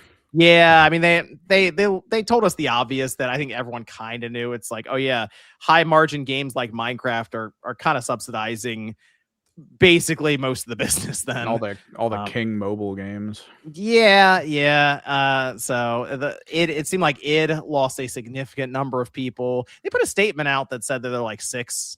I guess people were still there, and they down to the And number for Doom 2016 or something. Yeah, I think Tom Warren had a report saying that they are working on another Doom game. Yeah. That's about all they So- can do. Yeah. Yep. Obsidian seemed to lose. So the Obsidian thing is kind of weird because they lost like 60 to 70 employees, but then it turns out they I guess Asha Sharma came in and was like, what are you guys working on? And they said a Avowed 2. Yeah. And I have to imagine she slapped somebody in that office and said, no, you're working on Fallout, because that's kind of crazy to walk into that place. And apparently we're going on a lot of reports and hearsay flying all over the place. But the story was like, oh, they had pitched Fallout a while ago and didn't pan out. They went back and like, okay, we'll do Avowed 2. And now all of a sudden they're doing Fallout with they have Sawyer with working on it. And I apparently Avowed 2 is still being like incubated. I don't know why, but they are. So there you go. And that was probably the craziest headline I've read as the Fallout connoisseur, Maddie. What was your thought when you saw that one? That headline? I paid everything to get to this moment. I sacrificed everyone and everything in my Your path. Thanos moment. Yeah. I scratched and clawed my way to a new Fallout game from Obsidian. I guess in all seriousness, I think God, where do you begin? Because it's I think a lot of people view it as it's all like connected. Like these projects got canceled over here, or this studio got spun off over here, so like this could happen. But I just think the reality is like this should have happened years ago. Like it just without question. Like I'm even talking pre Fallout show blowing up, pre everyone loves it, pre it becoming truly mainstream. Like the biggest failure of that last generation of leaders was just not being like, okay, we just spent $7.5 billion on Bethesda. Let's not use their most popular IP. Yeah, cool. Like let's release Redfall. Let's do a shadow drop of Hi-Fi Rush. We'll do Deathloop and yeah, and Ghostwire.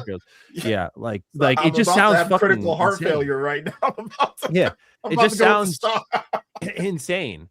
So I don't Yeah. know why it took so long.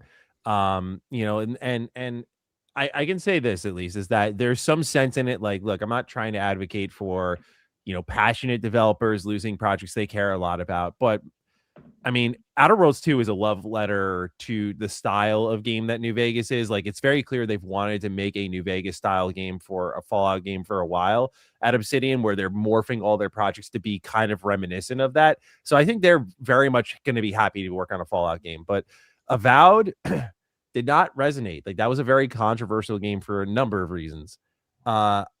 I admire their leadership for being like, yeah, let's give it another crack because we can do this a lot quicker. We're not going to try to make it an online game at first. Like I'm sure an Avowed 2 would have come out in like 2 or 3 years. And like, that's definitely admirable, but you know, doubling down on a game that just did not perform on really any of the consoles and PC, like, I just don't think that was a wise choice. So I'm sure, you know, that's where the kind of hits only focus on Xbox can benefit is mainly Fallout and Elder Scrolls. It's like, yeah, these are franchises that are underserved. Or they're served in ways that are not ideal for the fan base, like a 76 or ESO. So I think for Fallout fans, like this is kind of best case scenario. Like you got Josh Sawyer directing it. Fallout OGs know like Fergus Urquhart, John Gonzalez, you know, Tim Kaine, Leonard Boyarsky. These are people still in that building. And them all working in some way on Fallout together is probably, I think, the best you can get right now. You know, obviously there are picks that, you know, because Obsidian's writing quality is like declined a bit where it's like, all right, you know, I'm not confident we're going to get like a New Vegas style Fallout right away here. But, you know, there's people I'd pick like, you know, Owlcat or Larian to do a Fallout game, you know, above everyone.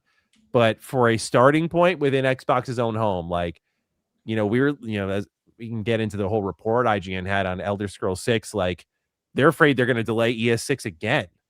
It's like, and Bethesda confirmed that their next game after ES6 was Fallout 5. So my guess is Asha probably walked in and was like, okay, so you're looking at your next Fallout game being like 2035. You know, that's not acceptable. Like, oh, we only have remasters. Not with that Fallout show going. Yeah, like that. The reality is the next Fallout game would have been delivered after the show is done. The show's apparently going to be 5-6 seasons. We're starting season 3 filming this year. Yep. So it's like you just can't. Like the remasters can only do so much. So someone's got to get something going. So I think for those who are like me and have been like, come on, give us something quick. The fact that this project was reportedly in development, started off, according to Chris Avallone, as a Fallout game. Bethesda said no, turned into something else. It's been a Sawyer game all along, though. I think it's best case scenario. You know, will it be an incredible game? I don't know, but like it's definitely like the best we can get right now. So a lot of sacrifices were made for this game. As a Fallout fan, I'm excited to see what happens with it. You know, broader Xbox, I have a million thoughts on that. But as a Fallout fan, I'm like, dude, about damn time. You know, the fact that we as fans can look forward to like, okay, like remaster for Fallout 3 is inevitable. It's probably happening within the next year. We'll be playing that. Then Obsidian's game, New Vegas remasters already on the docket, Fallout 5, and I'm sure there'll be other Fallout spin-offs and whatnot. So I think there's a lot of potential for what they're doing there. But otherwise, I think it's easy to look at just that and be like, well, what's going to happen with the rest of Xbox? That's a different conversation. But Maddie, question about the Fallout part. What do you think? This is probably just speculation. Todd Howard's role in that decision. Do you think he what's your take on that? When I interviewed him in 2024, I think he said something along the lines of like, we're not in a rush. And like, basically to the sum of what he said, like what we're doing is enough.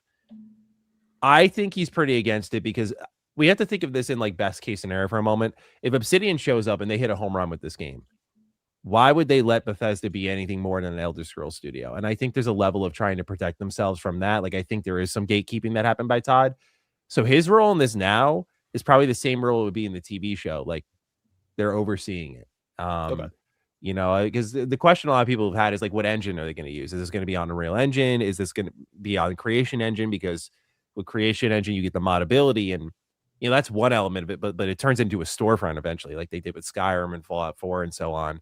And so I imagine because Obsidian's built their entire pipeline around Unreal Engine, like this is going to be Unreal Engine Fallout, and so Bethesda can only oversee, I think, at that point, same way they did with Virtuos making the remaster of Oblivion. So I imagine they're just overseeing. That'd be my guess. His role in it is just executive producer, if you will. He'll be a spokesperson for the game alongside Josh Sawyer, and hopefully they make some magic. I mean, I don't know if you guys caught the story that Chris Avalone shared about when Bethesda and Obsidian worked on New Vegas together. Obviously, it's like a famous, 18 months, and they put out like what people consider the best Fallout game. But what was funny to me is that when the game did not do well critically, Bethesda sat them down apparently for a PowerPoint presentation to break down like why the game was bad. And obviously now we see how well it's sold and how much fans love it. I'm like, that's a humbling moment. Like, I'd avoid Obsidian too if I like went that hard at them. Was like, yeah, look how bad you did. Like, slide 1, slide 2. And then now to be like, oh, we got to work with you again. So I get why they avoided it, but like, I'm glad there are some adults in the room who are like, you guys got to figure it out and just like get this thing done. So that was a long answer to you asking what Todd's doing, but yeah, that's at least my That was great. read of it. It's crazy. Get like Microsoft PowerPoint out for that, man. Yeah, like come on now. Just dunk on their game for an hour straight with slides. My boss did that shit to me. I ended up selling a ton of cars one way, and she was like, "Oh well, still, you got to do it this way." I was like, Yeah. Fuck you. Yeah, Can't be wrong. I sold like 3 of these cars doing it this way. So Sit your ass down. it's so that's just one example though of Asha Sharma's effect now in this 100-day reset.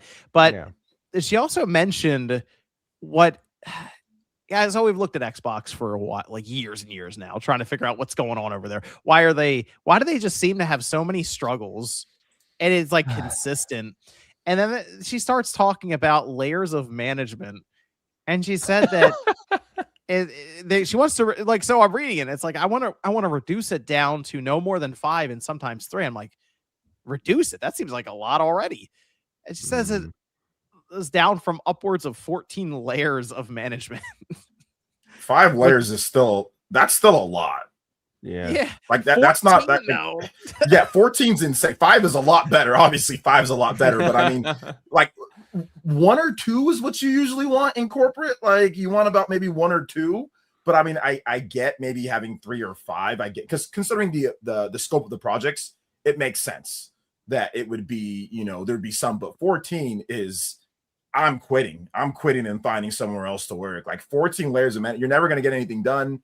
Things are going to take longer to make. It takes too long. And that's what she talked about in there. Like there's just too much friction there. There's too much having to look. And then I guess some studios like just worked on like did what they wanted. Just kind of.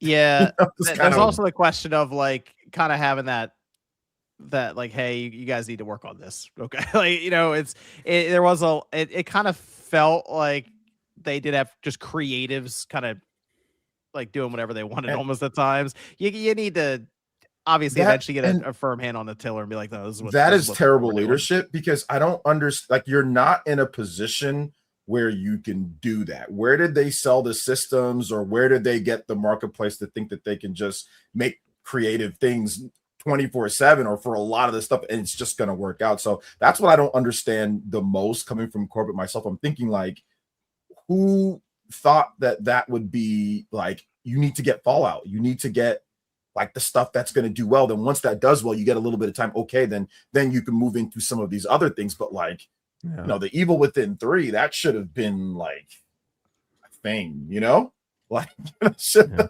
that should have, in my opinion, at least, that should have been a thing, especially with the new hardware. It could have been incredible. And yeah, Fallout should have been more of a thing quicker, getting the New Vegas remaster quicker, or remake, or whatever you want to do. So it's just bad decisions. I think I saw one video from Laura Fryer real quick. I'm sorry. I saw one video where she said that, like, I think it was like a Keeper interview, and like somebody just gave some stupid ass, whatever, like idea, and they're like, all right, approved. Yeah, they said they intentionally at Double Fine pitched dumb ideas to see how into it Microsoft was, and when they approved them, they were like, "Oh, okay, I guess you are." I'm like, way to like just sink the ship, dude. Yeah, and it's like, you've got people's jobs on the, like, I get it, that's cool, but you've got people's jobs on the line here. You've got to be more adult about that. You can't just say, "Oh well, we'll just do it." Like, that's, I mean, thankfully they're able to spin off, right, and they're able to get their independence back, but that's insanely reckless, like, at least in my opinion. Well, I agree completely. They were just, I assume they're greenlighting everything because they needed like constant releases for Game Pass, and not, okay, let's actually come together on a singular release that might take 4 or 5 years, but will be a big release. Instead, it was like, what's the cheap thing you can make? I think mostly for Double Fine, from what I was seeing, because they had Keeper and Kiln, and I don't think either of those projects cost a lot to make, to be honest, looking at them. But even if you're going with the low budget project, you should still pick something that you feel can sell, like, to a degree. Like, it can't just be anything. Well, like, even people if it's going to be low. Forget with Double Fine is they released Psychonauts 2 in 2021. That was excellent. That was an amazing that was a great video game. And they went quiet for a while, and everyone was like, "Oh, what are they cooking?" And they showed up with Keeper. Yeah, and I was like, "Oh, B Team made that." And then they showed up a couple of months later, and they're like, "Oh, here's Kiln. Like, this is what we've been doing." I'm like, I was like, I remember saying on the show, I was like, "No, none of these are going to catch on. Like, what are they doing?" No one told them, "Hey, maybe you should Psychonauts 3." Maybe. Yeah, I hate to say sequelitis. I hate to say sequelitis because, like, obviously we want new stuff, but make Psychonauts 3. It's a balance. That's the thing that a lot of these teams, I thought, got a. You don't want to say, "Oh, they had too much liberty." It's like, I'm not saying like I want them to have like these strict guardrails. Yeah, they got to be creative, but there's a balance where it's like, hey, we need you to be creative because that's what drives the industry. But you also got to like create value for yourself, and so for every Keeper you make, a Psychonauts 3 to balance it out is like sort of the safety net at the end of the day. Like, hey, we know people like this. We don't know if people like this. Let's put something in our favor and something that's maybe a little bit against the grain. See how it goes. And I mean, there were other examples of just like, South of Midnight or Hellblade 2 that just took way too long. Like when you buy Compulsion, I was super optimistic about Compulsion. I have a terrible quote around Ninja Theory that I'm afraid to repeat, but I was like, oh, they could be Xbox's Naughty Dog with the time they take. What a shitty take that was, man. But like, you said that? Yeah. Come on, man. Don't make me feel bad. Oh, sorry. I'm so sorry. I didn't know you said that. No, yeah. It was a terrible fucking take. Terrible take. I was like, Radix eyes got real big. They've been cooking. Oh, wow. They have good attention to detail. I was drawing some parallels that this is what they could become. After Hellblade 2, I was like, all right, all bets are off, man. Like, I don't know I clearly don't know what I'm doing. But yeah, that like they just took so long to do that. And that was announced alongside the Xbox, where like the optics were also like, oh, this is going to be a big game for them. Same thing with South of Midnight is like, oh, they've been cooking on this for a while. And like, I don't know if you guys played and beat South of Midnight, but at least to me, I thought the story was like unfinished. Like, it was just not done. And I'm like, you guys spent this long and it's like this unpolished and this incomplete. Like, I was super disappointed. So I think that was a big problem with Xbox, which led to this stuff. And dare I say, a lot of it was inevitable. I'm not saying I want these companies to be shut down, but I will say I was very surprised that Compulsion walked away and like was independent with funding and their IP. I was like, okay. I thought they were done. Everyone thought they were done in the Xbox community. They better get the next one or they will be done. Yeah, they better, Yeah, they're going independent, right? They're going. Yeah, they're going independent, and that's. I mean, when we were talking on Defining Duke, like Hog and I were saying, like, yeah, try what you did at Xbox by yourself. I'd like to see what they produce now. I'd like to see what they produce now. Like, okay, you're calling your own shots. It's your own bank account you're looking after. How, like, are you gonna make another pottery game, or are you gonna are you gonna make another immersive graphical showcase, or are you gonna make a game? Like, which at least Senua, to its credit, looks like it was a response to the feedback, and they turned that around pretty quickly. More action. That's what I said. I was like, wait a minute, that's the real Hellblade too. It's a real game. When I saw Senua, I was like, okay, cool, great. Yeah, they walked away from the Hellblade branding, created a whole new account called Senua. Like they knew they completely messed up on the second one. Based on what's happening, though, it kind of looks like it looks like they might be retreating somewhat from Game Pass now. So I think Game Pass can be shifting and changing quite a bit. Yeah, I was going You to ask guys you, think Maddie, so, right? You guys think? I think they're going to gut it and they're going to make people buy games, but there's still going to be some games on Game Pass. That's what I'm thinking, but I could be wrong. Do you guys feel the same way, or how do you guys feel? I was going to ask Maddie because, like, the studios they let go, I kind of felt like, and correct me if I'm wrong, Phil bought these studios to give Game Pass content, and now these studios are gone. Right? Yeah. So, like, what's your read on the future of Game Pass? I agree though, Jay, that I think like day one Game Pass is like its days are numbered. I think anyone who's enjoying that right now, take advantage of it. I think they want you to buy their games. I think they'll go by way of PS Plus, where at least to some extent, where it's like a supplemental thing that drives revenue. And I think instead of the mistake they made, it was a mistake and it was a good choice. Like when Phil first introduced Game Pass, it's what gave the Xbox brand some legs so that it could live on. Like Satya was going to shut it down. But then they built the whole business around it. And like you mentioned, Radic, like, companies like Compulsion, Ninja Theory, like they were not supposed to take this long on their games. They were supposed to go quicker and be like Game Pass feeders. They were not, and the heavy hitters were going to be the ones who drew in the revenue, which is why I never understood. Like, you could have Keeper and Kiln and Hellblade 2 do these things, and whether they're underwhelming or not may matter less if you were, not having to just like right now we've read like what like Minecraft was subsidizing almost all of their losses. It's like, well, imagine if you had a Fallout game or two in there or an Elder Scrolls game or two in there. Like I do think that changes your fortunes a bit, but you go out and you buy Activision instead, and like that's not going to feed Game Pass as well. So it's just become a mismatch now. I think that day one Game Pass has hurt them at this point, and that they'll gradually walk away from it. I think a lot of their fans kind of want it because they want a console war. So they're like, like go exclusives. We'll be there. We'll buy it. I'm curious how Gears will do. That's one that I think will be interesting to read about, how it's doing sales wise. Because it's a return to kind of classic style Gears, and it looks great in my opinion. So I think that'll be one worth reading into. I think Game Pass is going to change. Like I think like next July, like we're sitting here next July, like I think day one is getting rolled back in some way. Yep. Yeah, I mean they'll make it cheaper then too. So that's they obviously saw a good effect, I assume, when they went cheaper, removing Call of Duty. Well, there was that rumor that there was like an a la carte thing that they were going to do where you could kind of pick what you want to add in the service, and maybe that's their half step out the door, and then the full step is like, we're doing away with that option. What was the original price? Like back in like the Xbox One days, like when they were first. It's like $10 a month. Yeah, $10. Okay, so maybe they do like double the price. Yeah, 10, 15 a month maybe, and then like you get like maybe like a big game or two, maybe like 2 or 3 like big games, and then kind of that or delayed entries to the library. They're already doing that with Call of Duty. I've said it before. I could be wrong, but like when I look at Forza Horizon 6. I can't imagine looking at going like, man, thank God we put that in Game Pass. Like, I'm sure the way that thing like sold Horizon 5 on PS5, they're like, shit, like, oh man, we could have got way more sales on this thing. So I know Horizon 6 will go to PlayStation, and like that'll do really well there. But I'm sure that's just another example of like maybe that's another half step they could take, is like, hey, everything's gonna arrive in Game Pass a year later after it's released. So if you want it, buy it now. I feel like Xbox is trying to get into the FOMO camp. Like all of the like Fable, Gears, Halo all have like 5-day early access if you pre-order. I think it's the deluxe edition. Yeah, they're on that wave. Like they clearly liked what Hogwarts Legacy did, where like that game just set records in early access. They're like, let's do that. That'd be sick. So I feel like that's another way they could approach it too. Yeah. Well, college football did that really well too. Like they got a ton of money. Oh my god! When college football came back last year. Clearly enough, they took microtransactions out of the new college football game. I just my god, that's a whole nother controversy that we're not going to get into. That was crazy. That had like former NFL quarterbacks talking about it, and people. It was a big old controversy with that one. But yeah, shout out to the college football peeps to get that taken away. Yeah, those microtransactions. Ball and gun gamer W.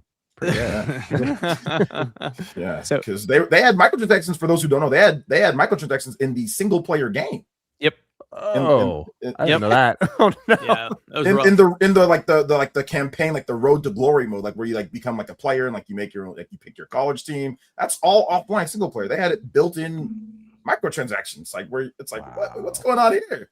What were you able to buy? I didn't read about this. You can What like get like experience boosters, like Mhm. to Oh, boost the progression. player Oh, better. come on. Yeah, progression boosters and stuff like defeats that. the whole like point the of Road to Assassin's Glory. Creed Odyssey stuff. Yeah. Yeah, time like savers, they okay. were doing that in single play, and like they've never done that before. Usually it's just like FIFA or like it's like sorry, not FIFA. It's like a Madden Ultimate Team, you know, where it's like the separate mode. But now they're building it into the single player. One other thing, as they're focusing on these big pillar titles, it sounds like with Ash Sharma's plans, Halo. Apparently, they're gonna double down heavily on Halo. They're gonna be pumping money into this game, this franchise, and somehow, some way, they're gonna revive this thing. Well, they do have Halo out later on this month, so that's a thing. But man, there's a report that actually just came out. I saw Rebs Gaming post this thing, and apparently there's all kinds of craziness happening at good old Halo Studios, former 343, with Pierre Hintz, and it doesn't sound good when it comes to management, and just working there doesn't sound very fun. Very fun. I feel like I've heard this headline like for the past 10 years. Yeah, unfortunately now it's with the Pierre Hintz and him being pretty over the top with his management style. Here's the thing, though, John. To be fair, all Halo games are built with insanity. Going back to Well, the original Halo. Every Halo game has like this campaign evolved game. There are a lot of issues when it comes to like the management and trying to get this game out. And apparently they were able to get it done anyway. They credit the developers for getting it there. But now they got to take another look at Halo Studios while they're trying to rebuild Halo again for like the 8th time now. So I have no idea. I mean, there is another game there. So apparently there was this Project Eckerd game that got put on the shelf or canceled or something happened with that. And there's a new Halo game that's in development outside of the campaign evolved. They're also going to remake Halo 2 and Halo 3 again, apparently. Yeah. So like, was that in the report?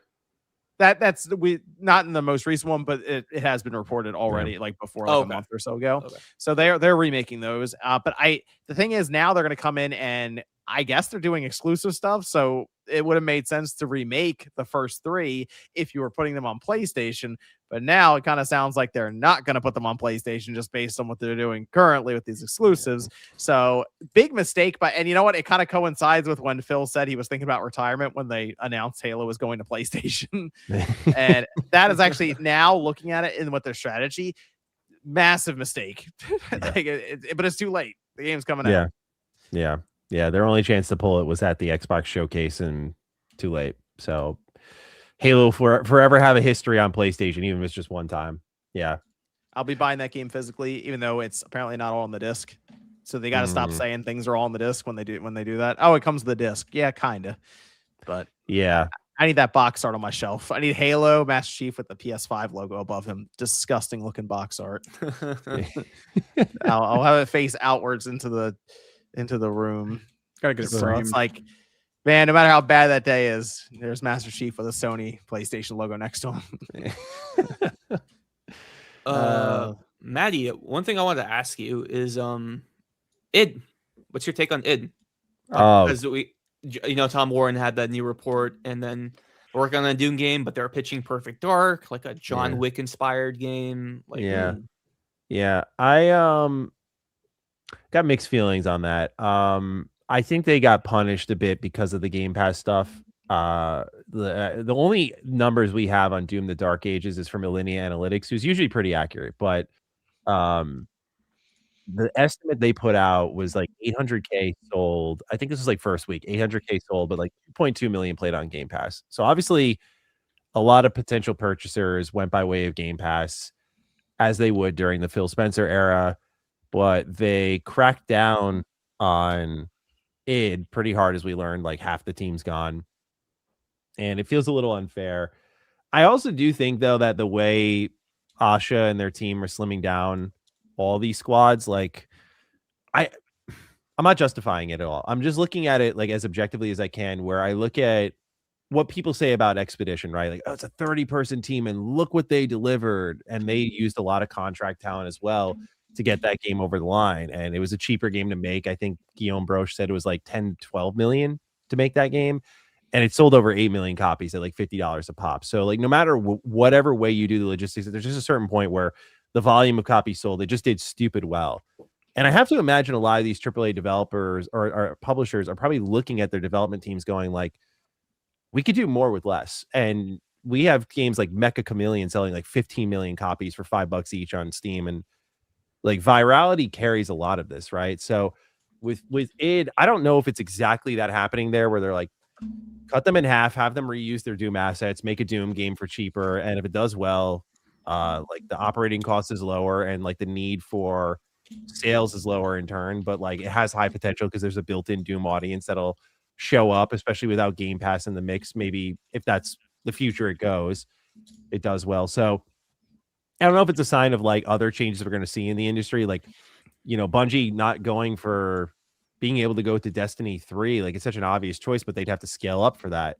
And so I think PlayStation's looking at it as like, well, we can run a cheaper operation that demands less with Marathon. If Marathon pops once between the operating costs versus what it can do, We'll see about that. yeah, I don't think it's to be clear. I do not think that's happening, but that's kind of like my read of it. Like id, I feel bad for them. Like they're a great team. I think it took 4 years between Doom 2016 and Eternal, and then 5 years between Eternal and Dark Ages. Dark Ages was my least favorite. I think that's the other unaddressed elephant in the room. Is there was like a sort of it feels tasteless to say in light of everything, but it's also like I think Dark Ages was like not saying Revelations. I've heard great things about this new DLC, but Dark Ages, I think a lot of people would agree, was like definitely not their strongest. Yeah, I go like game. 2016, actually in order of release. Like I like 2016, then Eternal, then Dark Ages. So I think it just trickles, and I think with the kind of way they marketed it, like, oh, this is a Doom game for everyone, and it was very parry focused. It just, I think a lot of people were out from the get go. So I feel bad for id. They're a great team. The projects that they were pitching, like, I think was a big part of the problem too. Like you're pitching Perfect Dark after everything that happened with Perfect Dark. Like you're pitching Perfect, they're gonna look at the spreadsheets and be like, okay, we just tried to invest a whole studio into Perfect Dark. Like this is cursed. Like we're not gonna do that. I don't know if that's not going to get approved. Them making a Perfect Dark game because they make like the fast, like the Rip and Tear, right? Like that's So the whole Fury game that was like this Wild West kind of John Wick inspired thing sounded awesome. But new IP. I don't think Xbox is looking for that. And the fact that Quake wasn't in their pitch list, I was very surprised by that. So that is weird. I feel like Quake's draw is a lot smaller than Doom. At this point. You're probably right. Yeah, I mean, I love it. I love the Quake universe, but Quake was mentioned in like Asha's, or not Asha's letter. Like we're gonna double down on these big franchises. And Quake was listed, right? Yeah, Quake was listed. You're right. So that's the thing I'm trying to like not incentivize. I'm trying to say to people, at least in my videos. I don't know if you guys agree, but I'm not even trying to be right about any of this because I don't think Xbox even knows what the hell they're doing. I don't think there's a plan. I think it's just complete chaos, and I think it's just like quick reactions, and hopefully they're gauging it well. Like I really think that's where we're at right now. But do any of us really? Just winging it. We're just winging it, figuring it out as we go. I just talk about Xenoblade every other day, and that's my plan. You know what? Random piece of knowledge I learned the other day. What's that chameleon game you're talking about? Mecha Chameleon. Yeah. So turns out, and because I was thinking about this too when I looked at it, I call it Mecha Chameleon. It's actually pronounced Mecha Chameleon. Really? Yes. Huh. So the reason is then why'd they spell it as Mecha Chameleon? So it's a Japanese developer. Yeah. And apparently the way would be pronounced, not Mecha, it's Mecha. And I saw Genki talking about this, and he's like, I try to explain it to people, but whatever. So, okay. I was like, I've been saying it wrong in my mind, I guess. I haven't said it out loud for the last, 2 days when I've learned about this game. So there you go. My bad. Mecha Chameleon. Now people will tell you you're saying it wrong if you bring it up in a video. Like, no, it's Mecha Chameleon. What's he saying? But some good news. Machine Games safe. Yeah. Yep. Yeah. That's great. Seemingly unscathed. Seems like Indiana Jones, I guess, was successful for him. So Indiana Jones did well enough. Yep, they let Maybe a him put it on a sequel? cartridge and everything. Yeah. It's like That- the only that's their true next game, version right? of the game, right? The only good like physical copy is on the Switch 2 somehow. Yeah, somehow. yeah, That's weird. yeah. I don't know how that works. What were you saying, Reddick? No, it's like that's probably going to be their next game, right? Indiana Jones 2. I mean, Uh, I thought they said Wolfenstein, right? Yeah, Wasn't the there report like is Wolfenstein. They're gonna Oh, yeah, Wolfenstein they're 3, going I on think will be Wolfenstein. next. I think the I reason mean- they got by fine is like Xbox is like really going in on film and TV, and oh yeah, they're gonna do a thing. yeah, it's they're Sony. doing a Wolfenstein show. So I think they feel like there's gotcha. some Yeah, synergy there. It's the same team that produced the Fallout shows doing Wolfenstein. So That'd be good. Wolfenstein was a good. I mean, I remember I think they had 2 games, right? On like the PS3 360, or was it? they had a third game, but we don't PS4. talk about it. we don't talk about PS4. Youngblood. Yeah, okay, yeah. We don't talk about that. That was like a DLC though, thingy, right? No, Young they Blood? that was, That was you a could buy the standalone disc game. and everything. Yeah, it's like That was a a whole ass game. Old Blood Yeah. was the DLC, right? Oh, okay. Old I was Blood was, thinking, oh yeah, Old Blood was the standalone DLC. like the one with the With 2 the pipe. girls or something. that was Yeah, that was yeah, Youngblood. yeah. No, that was like a whole game. Yeah, Youngblood was a whole It's like, game, oh, co-developed by Arcane, and it was ass. Damn. I love machine games, but I could not. That was not good. That was a dark. It's a dark time for Bethesda now. That was really like between that and 76, and there were microtransactions in Youngblood. Like God, dude. Really? Yeah. You could Man, buy dude. like gold bars in Youngblood. Yeah. And this is while Bethesda was doing the whole Save Player One marketing campaign. Yeah. It's just Go through some of these chats here. Tijo says, John, I want to tell you this a couple weeks ago when you didn't remind us you're at TMG, but that Xbox price hike makes you scared of the Xbox Series X25 price. That's a 1 terabyte, I believe. So I think you're safe. I think you're safe. The 2 terabyte they're not even going to bother with because that probably actually is $1,000. So they're not even gonna mess around with that. I would assume the X25 will probably be like $900. Are you guys going to get that? No, I will get the controller though. I will get the Okay. controller. Controllers, I would like that. I like the atomic green aesthetic a lot. Oh yeah, Yeah, no, I it's do great. too. It's just like If I Just bought that, expensive. my wife Yeah. would be looking at me side eye. So that's Yeah. just. Not I'll get the happening. controller. I used to have a green S-type controller back in the day. Hmm. Original Xbox. The Uncharted Wolf says Maddie on a stream 2 days in a row. How exciting! hell yeah. Shout out to to Uncharted Uncharted Wolf. Yeah. Yeah. Cool dude. Absolutely. Great guy. Helps mod my streams. Oh, good stuff. Ticho says, don't know if you talked about this last week, but I wonder if this will embolden Sony and other studios to drop home Blu-ray releases for anime, TV, and movies, considering how they own Sony Pictures. Man, a lot of people are also concerned about the like multimedia movies releases and stuff. Man, I Well, never, 'cause, I like- never considered that. This is not reassuring me. Yeah. Yeah. I Man. mean, like movies I'd rather watch on disc because like the quality on disc is way better than streaming. Mhm, mhm. So Daniel says, when are you putting up the Spawncast at Too Many Games? I actually have it. Josie sent it over. Just when I was leaving. Oh, you got the file, the past eh? couple days, so I did get the file. Yeah. Audio a little sketchy, but that's on their end, not like anything Josie did. She was Got to able run to it get through the some file, filters, so. hopefully. Yeah, we should make it hopefully listenable. We'll see. Vibe says, I've never seen an industry eat its own face as much as the gaming industry is doing right now. It's crazy. Well, let's see. G-Man says, Colin said we are good to abandon physical discs. oh man. Zoom says, Maddie mistaken. Today's video, Oh, no, what Xbox is did I not the do? most digital platform second to PC. Mobile is more digital than PC. Fair. Thank you. I appreciate this. Hey, soon be cloud streaming through your phone. There you go. That's the future. Don't tempt them, bro. Future. Chief says, with all digital, Sony's AB pricing could get predatory. New games could be 70 for some and 80 for others. Maybe not right away, but it could happen. I'll let you know because I'll probably be the one where it's $80 for me. They will test the high price on me, apparently. Truly says, any guess how long GTA 6 loading screen is? You know, that's funny you mentioned that because people were kind of like worried that there wouldn't be a load screen. Mhm. And they're, oh my gosh, these SSDs might be too fast and it'll be too convenient. We need the load screen. Because you get the iconic artwork and stuff, right? I get that. That's fun. But the load screen will probably in the beginning, probably like 10 or 20 seconds Probably at like- most. yeah. It will for like that's it. That's the only load screen you see. First time load for shader writing is probably going to be like 20 minutes. Mm. I mean, and Yeah. even if it's short, you can just make it to where you have to press the X button or press start to progress through the screen. So you can still look at it, Remember on GTA 5 on PS3 how long it would take to switch between each character? Yeah. It would take like 20, 30 seconds sometimes. It took a was while. It insane. like did the zoom Yeah. out. Whoosh, it just Yeah. kept flashing. That's when I said finally. that's about when I said, yeah, I'm done. And I turned it off. Said we I'm played out. that game at 20 frames per second and we liked it. I did not like that. That's all we knew. That's all we knew. Frank says, why would Sony make Japan only PS5 and then stop selling physical games in Japan? I thought they wanted to compete with Nintendo in Japan. Are they dumb? The Japan only PS5 is their digital edition. Yeah, it's digital. So That's they made why. it. The reason why they made it so they can cut costs to compete. But it was just purely on a pricing standpoint. You know, that's really all it was. But yeah, without physical games, there's not really much competition when you talk about Japan. Yeah, they will never beat Nintendo in Japan. That's over. It's over.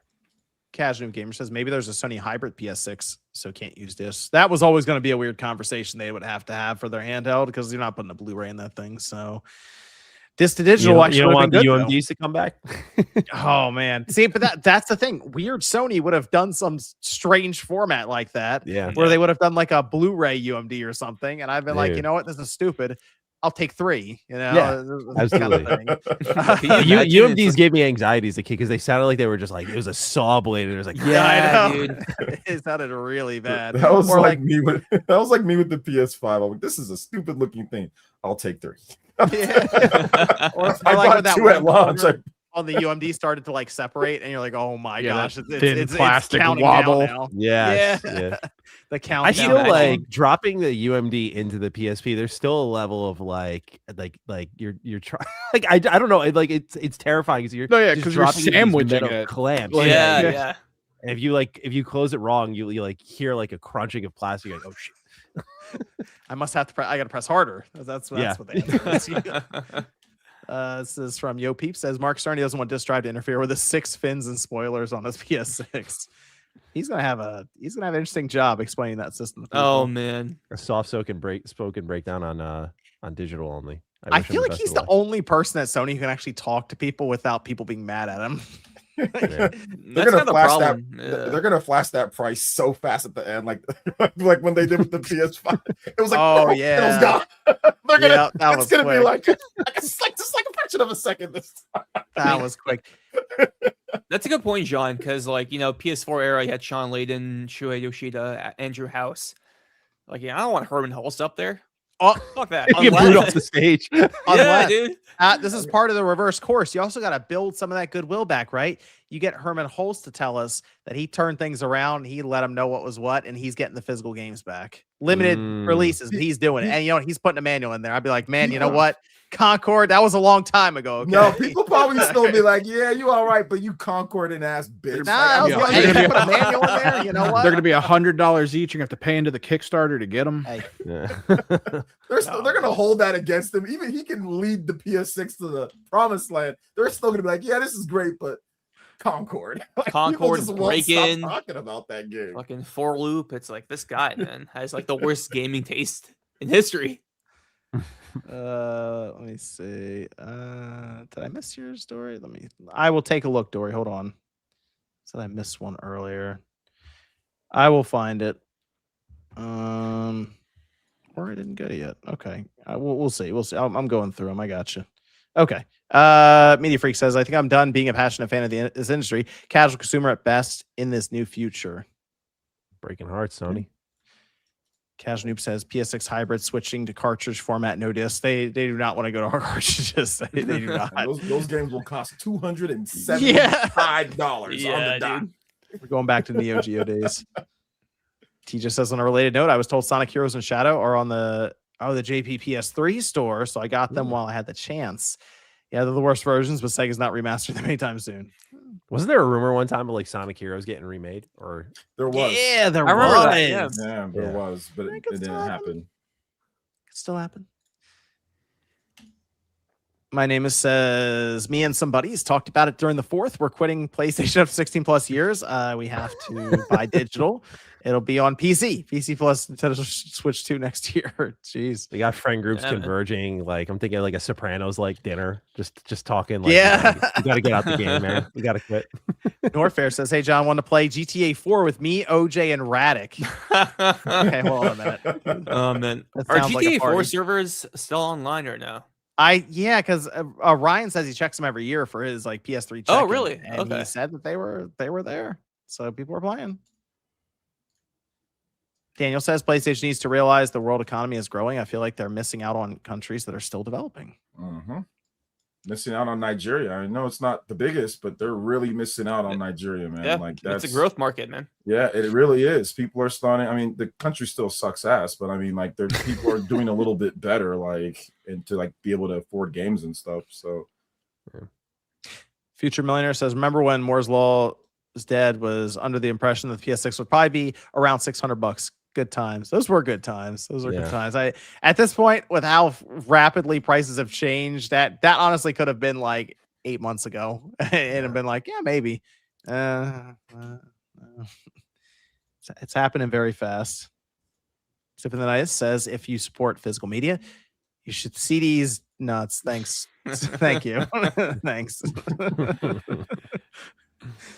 Alex says, evening gents, on PSX, will fans of games like COD, GTA 6 stay while Sony narrative game players not buy? Could this open a big opportunity for a new retro console maker like Evercade? That's gonna be, see, that's the thing. I don't know what the crossover is for the COD GTA audience for Sony first party games. I don't know if it's great. What is Evercade exactly? Like, I keep hearing about this, but like I don't know. They have like a line of products right now. So they have like a little, almost like a little home console box, but also like a handheld. And they license out different retro games. Like they get them done, put them on cartridges. Like official, and sometimes the collections. Yeah. And they'll release them, which is really cool. They've been doing this for a little while now. So. Okay. So I only have to buy one Evercade and then I can play whatever game on it, or like. Yeah, they have it lined up with like which ones work. But yeah, I believe either the home console one or the handheld, they both work fine. But they have them marked like which games are for and everything. But I think right now they work across the board. Gotcha. Reminds me, I gotta buy the Ein Thor separate device, but I have one of those. It's like a 3DS looking thing, right? Yeah, I want to try it. Pretty cool. It seems like really powerful. Like I saw people playing like PS2 shit on it. Like, yeah, it works fine with PS2. You can also like watch a YouTube video on one screen and play PS2 on the other. It works for 3DS really. Oh, the TikTok mode. Okay, let's go, dude. The brain mode. You can do that. People show like the things where you can do. You can, or people show like have a walkthrough on like one screen and like play on the other or something, or like they'll have different types up for Pokemon games. So there's all kinds of cool stuff you can do with it. It's a cool system though. It is. It's really neat. The screens are really nice. They're like full OLED and everything. Oh, wow, I didn't know they were OLED. Damn. Okay. Strimondo says, my point on the end of physical media is that we're losing actual ownership of our games. Digital progress should be giving us more rights, but it's being taken away from us consumers piece by piece. That is true. Next piece is the console. They got to get everybody clicking icons. I just don't want to tie all my game purchases to an account and then like you have some type of like Point Dexter, out there saying, hey, I got you, and like some bullshit or whatever, like. Like I just don't want it all tied to like an account. That's some games, yes, but not everything. Especially when the end user license agreement for that account is that you can't sell it to someone else. Yeah, because like if I could sell my Steam account to someone for a couple thousand because that's what's on there, that'd be fine. But G Million says it's Maddie. It is Maddie. Casual Gamer says PS just wants to control price discounts from retailers. They don't care about discs if they sold physical exclusively on PlayStation Direct. Problem solved. Partially. They still have to make I think there's also manufacturing costs they want to avoid. But yeah, I think there is a middle ground. I think there's some creativity they could have rather than just cut it all off. Zoop says victims of third console curse of arrogance, N64, Saturn, PS3, Wii U, Xbox One, and PS6. So it's coming back around, is what you're saying. Okay. Yeah, dude. Okay. We're old. We got trends. Chicado says, as someone who has been multi-platform for decades, all PlayStation, Xboxes, Nintendo's, PC, Sony, going digital is making me less eager about getting PS6 and just go all in on PC if it's digital. Man, people have said that a lot. I've read that so much, dude. Yeah. A lot of PC. Claw says, what do you think are the chances of regulatory intervention? Remember, it took a court order from Australia for Steam to get a proper refund policy. I think Sony is inviting that in quite a bit, but they really need to just tell us what they're doing with next gen and digital if they're really going all digital, because it can't be what, as Radic mentioned, this PlayStation Store looks like right now. Yeah, there's no way. Do you think they're going to tell us like their plans this holiday or like No. early next year? No. Or Probably not. It's got to be. Yeah. I kind of feel like they might have to do it sooner than they want at this point. Yeah, I don't know. 'cause, They like- gotta Start talking. It'll be Part in a of the- blog part of the post problem just is- before the update goes out. part of the problem is all this news is connected to the PS6, which they don't want to talk about yet. I think Right. so. They want another holiday out of the PS5 with GTA. Yeah, you're right. So it's like they're kind of trapped. Derek says gaming's worst era is here. $1,000 systems with few meaningful upgrades, no physical games, vanishing consumer rights, mass layoffs while CEOs pocket $95 million, dismal Nice. first-party output, 13-year dev cycles. Well, I love it here, man. T-shirt says, You're not wrong. Well, Hey, Derek, you're not wrong, fam. how do we preserve all these games that are in their various patch states? Final Fantasy 15, for example, had some content that's only available in some earlier patches. You don't. We talking Destiny 2 here? Come on. The thing is, it's so funny. People brought up Cyberpunk. That game was busted at launch, right? Oh yeah. But man, if there was no physical version and it was always just digital, you'd never be able to prove it, because you'd always only just have the digital copy that's constantly been updated. Yeah. So people coming in would have no idea of like the track record or the history even, and you'd be reliant on YouTube videos showing it off initially. Yeah. So it'd be like Destiny 2. That's why it's important to have the Mind's Eye physical. You can get the version 1.0 See? of Mind's Eye. Yeah. Exactly. Oh man. Does anyone here own Mind's Eye physically? Is that like a? I was thinking about getting it, honestly. I don't have physically. No, I don't have neither physically. But you played it at launch, though, right? I did I play did. it at launch. I did dare to dive in and see what was going on there. Man, that 1.0, whatever's on that disc is probably bad. That DLC proving that like everyone was against him come out yet? I thought so they had this whole thing. I don't know, it's such a weird story where they I'm gonna do a believe DLC that proves it. Yeah, like somebody was like trying to sabotage them this whole time, and apparently they released DLC to tell the story. That is so And, like, fucking funny. It must sell have it. came and went, because it came out and no one ever said, "Oh my gosh, that solves it. That explains everything." This is how you know the industry's in trouble. Like this is how when this type of bullshit is like a real thing. Like this is how you know we're all in trouble right now. Holy shit! I didn't hear about that. Revenge plot, subplot stories built into DLC. What the fuck is going on? I don't know. You gotta be kidding me. Somebody needs to be slapped, or multiple people need to be like slapped. This It was is like ridiculous. Leslie Dude. Benzi's studio. They were just like so paranoid constantly. It's like, dude, the game just wasn't very good. I don't know what to tell you. Jesus, man. Oh. Alonzo says, hearing multiple Sony chief executives, not just Hiroki Totoki, are selling their shares. Very strange. That was Yeah. weird. Funny That was time really in that. weird. Yeah, just Yeah. make the Oh, man, announcement. the shares went up. Time to I was catch. gonna say, We they're like, this catching shit's- out, boys. Yeah, they knew that shit's going down after like all the bad sentiment. Like over time, I'm saying like it stayed up at like I think 6%, but I think over time when they're like, oh, people don't want this, yeah, like we're not investing in you. Like, they're Man, like, I would have yes. done the same thing. I ain't blaming them. They did what they had to do. Alvin says, isn't pushing for a console delay just pushing for a consoleless future? They never going back to $500, so they always just be too expensive, Man, right? I don't know what to do, man. I'm just throwing things out there. I don't know. Shit. No, man. Screw up. We're getting consoleless eventually. Start working on I that back. legitimately don't know. I know I'm wrong. I don't know, dude. Chicago says it would have been one thing they announced all digital for PS6, but the fact they're doing this while disc PS5s are still active is where it hurts. Mecha Omar says OJ is 100% spot on. Once my 10-year-old son saw how easy it is to lend and or borrow a physical game, he always prefers physical now. Hey, the real cheat code is you go to your library and they actually have games that you can borrow. Yep. Yeah. That's the real move. Dory says, watched Evil Dead burn today. My girlfriend giggled when I audibly whispered bastards when I saw the Sony logo. Hard to say if I'm done with them, but I feel dirty whenever I turn on my PS5 now. Crying face. Orion says, so you telling me Xbox management was bloated like their Windows software? Oh, I never put that together. I like that. Man. That's a good The disc. physical fight is not over yet. We still have physical games coming. So Kevin says, "What's up, Spawncast?" Shout out to Kevin. Willie says, how do they explain consumer rights DRM for consumer? Well, they should probably do that soon. Probably get on that. Deported Civilian Gamer says DSP specializes in meaningful content. Can he save the Xbox business? Can you imagine walking into the boardroom and he just like turns around in the swivel chair at the head of the table? I mean, he did show up in the Sony presentation for God of War. So oh my god, That's that was crazy. the That's damage insane, dude. control on his video on his stream. He's like, they took that illegally. Okay, that's funny.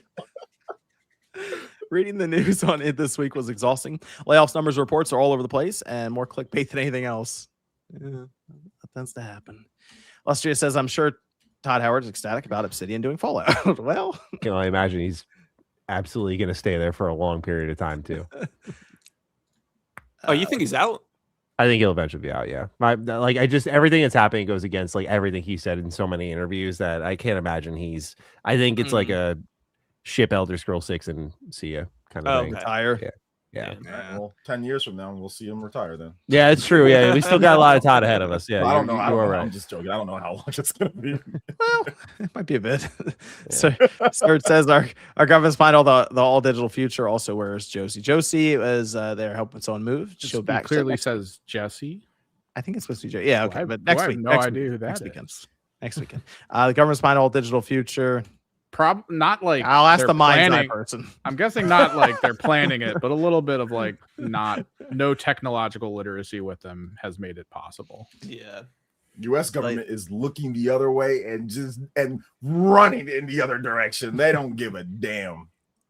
Elliot says Microsoft announced 4,800 layoffs company-wide, majority Xbox, and then also announced an approval for 2213 H-1B visas, but wanted a few thousand more. All right. That's not. It's all the immigrants. That's the. Come on now. Mommy Asha, Bethesda, share your toys with your stepbrother Obsidian. Disclaimer, this is not an endorsement of parasocial relationships with execs. Okay. Let me, as we finish up, there's a couple more here, but I wanted to go around and do some outros as we finish. Let's start with our guest, though. Mr. Matty Plays. Where can everyone find you, sir? You can find me in a multitude of places. Mr. Matty Plays, and you can find Retro Rebound. And that's where I'm most active. I sometimes tweet. I've been more active on Twitter lately because I'm trying to go against PlayStation. But otherwise, you can find me there too. But yeah, this has been awesome time. So thank you so much for having me, dude. It's good to have Matty here. I have him linked down below in the description along with everyone else you're seeing here on the panel. What about actually? Let me go to let me see. Here we go. Casual Gamer says Xbox Studios are going to make great games now. That would be the Microsoft way. As if State of Decay 3 ended up blowing up being another Minecraft. Radic, where can everyone find you, sir? That would be really funny. I'm at Real Radic on every social media platform, mainly YouTube, Twitter, and TikTok. Yeah, it's been great chatting with you boys. Maddie, I've been following you for years now. You've been killing it with Retro Rebound, Mr. Your main channel, and Maddie Slop, which I always tune in for, which is great. I love that you like live stream consistently now. It's awesome. I always have you in the background when it's like cleaning my house or something. So keep up the great work, man. Thank you, dude. I appreciate you. Okay, but Darth asked, "Hey, Maddie, do you have a favorite console?" Yeah, you play tank, DPS, like yeah. Honestly, all right. So I'm not really a Fallout guy. Actually, I'm very big on Concord, and the dude with the I don't even know what the fuck these characters look like, man. I'm sorry, I can't even complete my own joke. I don't know. I don't know. I played the beta. The Guardian of the Galaxy looking person. There you go. Yeah, You're more of like a bleeding edge kind of guy, right? I didn't even play that. I didn't play that. I played that game for a whole day. Yeah, Concord got some playtime out of me. Bleeding Edge did not. Really? Damn. Yeah. Never gave that one a rip. I don't know. I'm very like, it's so hard to get me into multiplayer games, dude. Like, that's why Marvel Rivals was a big deal for me. I was like, I threw like 100 hours in that, like, lickety split. Yeah. Damn. Dave Wonder says having Maddie on here is freaking awesome. Any chance you'll return for a future Spawncast? Absolutely. Yeah. I told John, I said, like, anytime, just let me know. There you go. Okay. Yeah. We'll get Maddie back on. Hell yeah. Back on. Yeah, please. Daniel says Conquer's bad for a day. 2 would be crazy. That is all. That That would be crazy. Yeah. That would be. OJ, where could everyone find you? I mean, not playing Conquer's Bad Fur Day. I'll tell you that. That shit ain't coming. No, we find right here on YouTube, Player Essence. Got some cool videos I'm working on. Just did video on Xenoblade, of course, and did another video talking about the industry and just how messed up everything is. So those are up on the channel. We still have our Switch 2 giveaway going. So yeah, shout out to all the new subs. You guys are awesome. So Switch 2 giveaway. So if you want to Switch 2, we're going to be giving away pretty soon here. So yeah, there you go. And yeah, thanks for having me on. Once again, shout outs to Mr. Maddie. I don't think we've ever worked together at all. So it's cool to see you here, man. I don't think so. Yeah, dude. Yeah, so it's awesome. Absolutely, man. Great work on your channel. And thank you for stopping by, man. We appreciate it. Of course. Well, thank you guys for having me, for real. Like, I'm not even just saying for the camera. Like, I love what you guys do. I watch all of you independently and track your stuff. So it's cool to be here chatting. Like, seriously. Yeah, I think I'm pretty sure I see your tweets and shit. Well, whenever you do tweet, I follow you. Yeah. I'm on top of you. Yeah. And I watch I like the retro rebound shit. You know, like that stuff. Like that's my jam, man. I'm always watching those vids. It's my favorite thing to do. So I appreciate it. Yeah. How old's mine do I have to be to get on there? I don't really think I have a rule. I mean, it's definitely I get like I joke with the audience sometimes because I'll sometimes play, like, I think the worst one I did was, like, I said I played like Sekiro and like insert year, and they're like, yes, my favorite retro game, Sekiro. Mine plays like a PS3 game though. Yeah. Like there's certain ones where it's good to go back after a year or so, like 1 year later, 2 years later. But mine's I don't know, man. I don't know if I want to go through that. There's a level of personal enjoyment, you know, that I just need to 10 hours. Give it 10 hours, beat the game, and like half of that is just driving places. yeah. I like how you time your retro rebound videos, because I remember for like when The Last of Us Season 1 came out, you did one for The Last of Us. Oh yeah, version. Yeah, so like, I like how you always try to time it with multimedia projects. So you're saying we have to wait for that Mind's Eye TV series? Yeah, exactly.